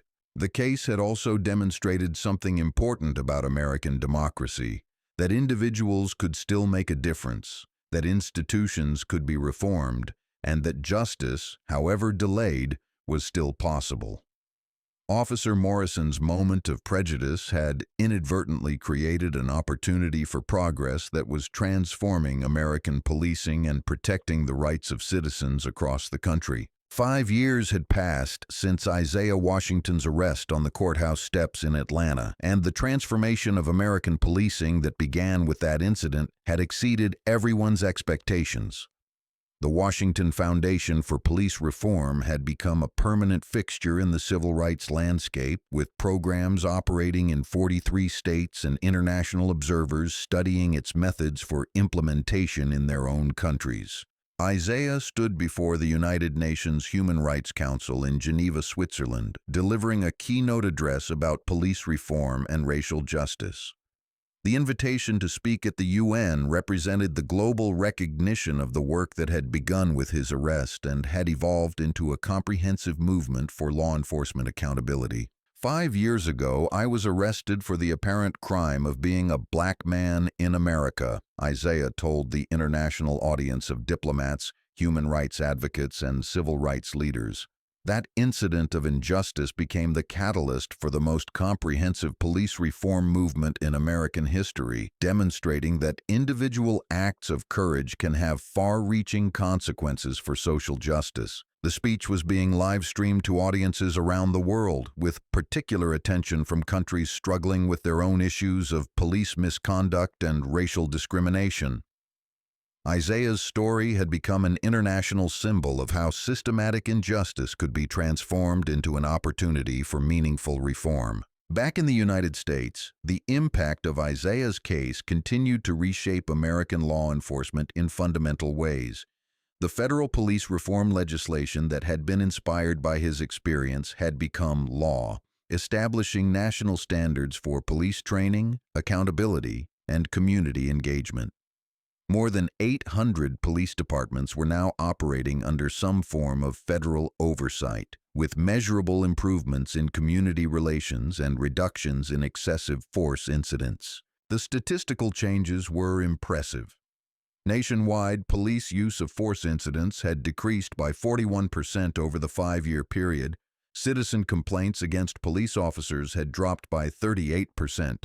And community trust surveys showed significant improvement in police-community relations across all demographic groups. But the most significant changes were cultural rather than statistical.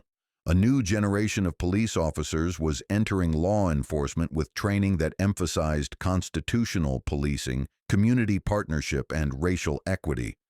Police academies across the country had adopted curricula developed by the Washington Foundation, and the military-style training that had characterized police education for decades was being replaced with programs that emphasized de-escalation, cultural competency, and community service. Isaiah's influence on police training had been particularly significant because of his unique background as both a distinguished military officer and a victim of police misconduct. His perspective had helped bridge the gap between law enforcement and civil rights communities, creating training programs that were accepted by police officers because of their source while still addressing the fundamental issues that had led to his arrest. The Washington Foundation's headquarters in Atlanta had grown into a complex of buildings housing legal clinics, training facilities, research centers, and community meeting spaces. The organization employed more than 200 people, including former military officers, civil rights attorneys, community organizers, and police officers who had committed themselves to reform. Maria Gonzalez, who had started as Isaiah's assistant, was now the foundation's executive director, overseeing programs that ranged from individual legal assistance to comprehensive departmental reform initiatives. Her office walls displayed photographs from community meetings, police academy graduations, and congressional hearings that documented the organization's impact. The quarterly report shows that our legal clinic has handled more than 3,000 cases over the past year, Maria briefed Isaiah during his return from Geneva. More importantly, we're seeing a significant increase in police departments voluntarily requesting our assistance with reform programs rather than waiting for federal intervention. The voluntary adoption of reform programs represented a cultural shift that Isaiah had hoped for but hadn't expected to see so quickly. Police chiefs who had initially resisted change were now competing to implement the most comprehensive reform programs, recognizing that constitutional policing was not only morally correct, but also more effective at maintaining community safety. The foundation had also established scholarship programs for young people from communities that had been disproportionately affected by police misconduct, providing educational opportunities and pathways into law enforcement careers. The goal was to diversify police departments while also creating a new generation of officers who understood community perspectives on policing. One of the scholarship recipients, Marcus Johnson, was now a patrol officer in the Atlanta Police Department and had requested a meeting with Isaiah to discuss his experiences. Marcus had grown up in the same neighborhood where Isaiah had been arrested, and he had witnessed the transformation of police-community relations over the past 5 years. General Washington, I want to thank you for creating the opportunity for someone like me to become a police officer, Marcus said during their meeting. 5 years ago, no one in my neighborhood would have considered a career in law enforcement. Now we see policing as a way to serve our communities and create positive change. Marcus's story was representative of hundreds of young people who had entered law enforcement through the Foundation's programs. They brought different perspectives, cultural competencies, and community connections that were transforming police departments from within. The changes were gradual but significant, creating a new model of policing that emphasized partnership rather than confrontation. Isaiah was particularly proud of the Foundation's work with military veterans, many of whom had struggled with the transition from military service to civilian careers. The Foundation's programs helped veterans find meaningful work in law enforcement while also addressing the training gaps that had contributed to the militarization of American policing. The program recognized that military experience could be valuable in law enforcement, but only if it was properly channeled through training that emphasized the differences between military and police work. Veterans learned to apply their leadership skills, discipline, and service orientation to community policing rather than viewing civilian encounters through a military lens. The success of these programs had attracted national attention, with police departments across the country recruiting military veterans through the Washington Foundation's placement programs. The initiative had created a new pathway for veterans while also improving the quality and cultural competency of police recruitment. Isaiah's personal life had also evolved significantly over the 5 years since his arrest. He had remarried, finding love with Dr. Angela Roberts, a professor of criminal justice who had become involved in the Foundation's research programs. Their partnership had strengthened both his personal happiness and his professional effectiveness, combining his practical experience with her academic expertise. Their home had become a gathering place for civil rights leaders, police reformers, and community activists who were working on various aspects of criminal justice reform. The dinner conversations often focused on strategy sessions for legislative initiatives, planning meetings for community programs, and discussions about the long-term goals of the reform movement. Isaiah's grandchildren, who were now teenagers, had grown up understanding their grandfather's role in American civil rights history. They took pride in his achievements while also understanding the ongoing challenges that remained in the fight for racial equality. Their awareness and engagement gave Isaiah hope that the next generation would continue the work that his arrest had set in motion. The 5th anniversary of Isaiah's arrest was marked by a national conference on police reform hosted by the Washington Foundation. The event brought together police chiefs, civil rights leaders, federal officials, and community activists from across the country to assess progress and plan future initiatives. The conference featured panels on training programs, accountability mechanisms, community engagement strategies, and legislative reforms. But the most powerful moment was Isaiah's keynote address, where he reflected on the journey from his arrest to the comprehensive reform movement that had emerged from that incident. 5 years ago, Officer Morrison made a choice based on racial prejudice that he thought would be forgotten by the end of his shift, Isaiah told the audience. Instead, his choice became the catalyst for the most significant police reform movement in American history. It demonstrates that justice may be delayed, but it is not denied when people of goodwill come together to demand accountability. The speech was interrupted multiple times by standing ovations from an audience that included many of the police chiefs and federal officials who had been responsible for implementing the reforms. Their presence demonstrated how far the conversation had evolved from the defensive posture that law enforcement had initially taken toward the reform movement. The conference also featured presentations from researchers who had studied the impact of the Washington Foundation's programs on crime rates, community safety, and police effectiveness. The data showed that constitutional policing was not only more equitable but also more effective at reducing crime and maintaining community safety. Dr. Sarah Mitchell from Georgetown University Law School presented findings showing that police departments operating under the Foundation's reform programs had achieved better crime reduction statistics than departments using traditional enforcement methods. The research contradicted arguments that police reform would compromise public safety, instead showing that respectful, constitutional policing was more effective at building the community partnerships needed for crime prevention. As the conference concluded, Isaiah was approached by a young police officer from Chicago who had been attending the training programs. Officer Jennifer Walsh thanked Isaiah for his work and shared how the Foundation's training had changed her approach to policing. General Washington, your programs taught me that being a good police officer isn't about asserting authority. It's about building trust and serving communities. Officer Walsh said, I'm a better officer and a better person because of the training I received through your foundation. Such testimonials from police officers had become common over the years, demonstrating that the reform movement had succeeded in changing not just policies but also the culture of American law enforcement. Officers who had initially resisted change were now embracing approaches that made their jobs both more effective and more fulfilling. As Isaiah drove home from the conference, he reflected on the extraordinary journey that had begun with his humiliating arrest and had evolved into a comprehensive movement for social justice.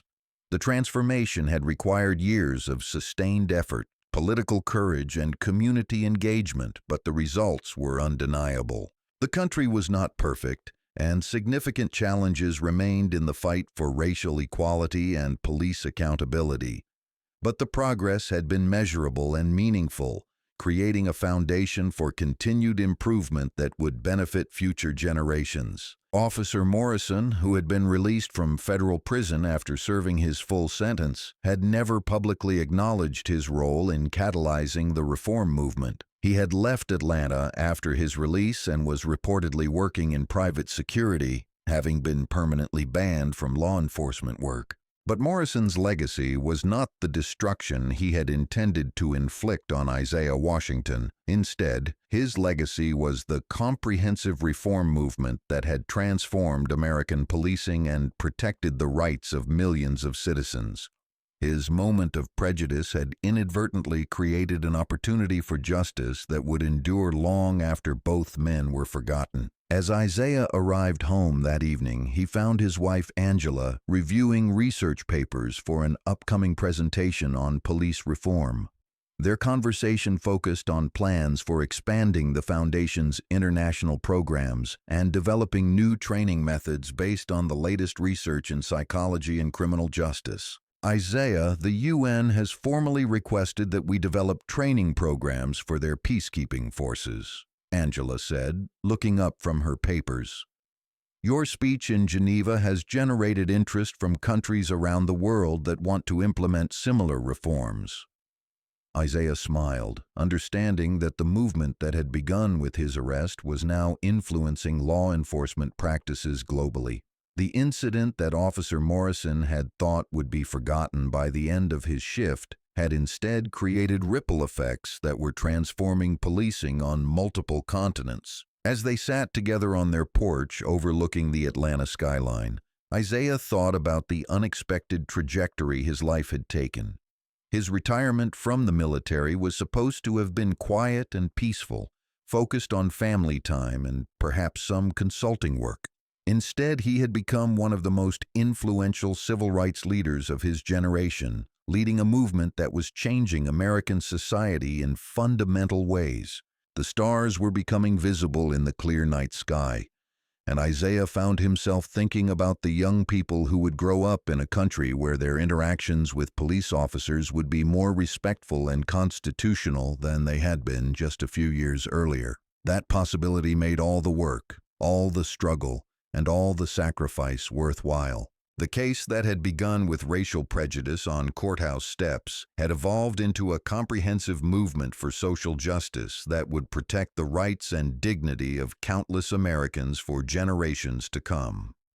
Officer Morrison's attempt to humiliate a decorated war hero had instead created the catalyst for the most significant police reform movement in American history. As Isaiah and Angela watched the lights of Atlanta twinkle in the distance, they knew that the work was far from finished. There would be new challenges, new setbacks, and new opportunities for progress. But the foundation had been laid for lasting change, and the movement that began with one man's courage in the face of injustice would continue to expand and evolve. The truth had indeed prevailed, just as Isaiah had promised on that first day in the courthouse. Justice had been delayed, but it had not been denied, and the impact of that truth would resonate through American society for generations to come, ensuring that no citizen would face the kind of treatment that Isaiah Washington had experienced on those courthouse steps 5 years earlier. The legacy was secure, the reforms were institutionalized, and the movement for justice would continue long after its founders had passed from the scene. Officer Morrison's moment of prejudice had inadvertently created a lasting monument to civil rights and constitutional policing that would protect the rights and dignity of all Americans. And just like that, a moment of injustice became a catalyst for nationwide change. A decorated general's quiet dignity in the face of prejudice exposed systemic problems that had been ignored for too long. Officer Morrison's attempt to exercise power over someone he viewed as powerless instead resulted in the empowerment of entire communities and the transformation of American policing.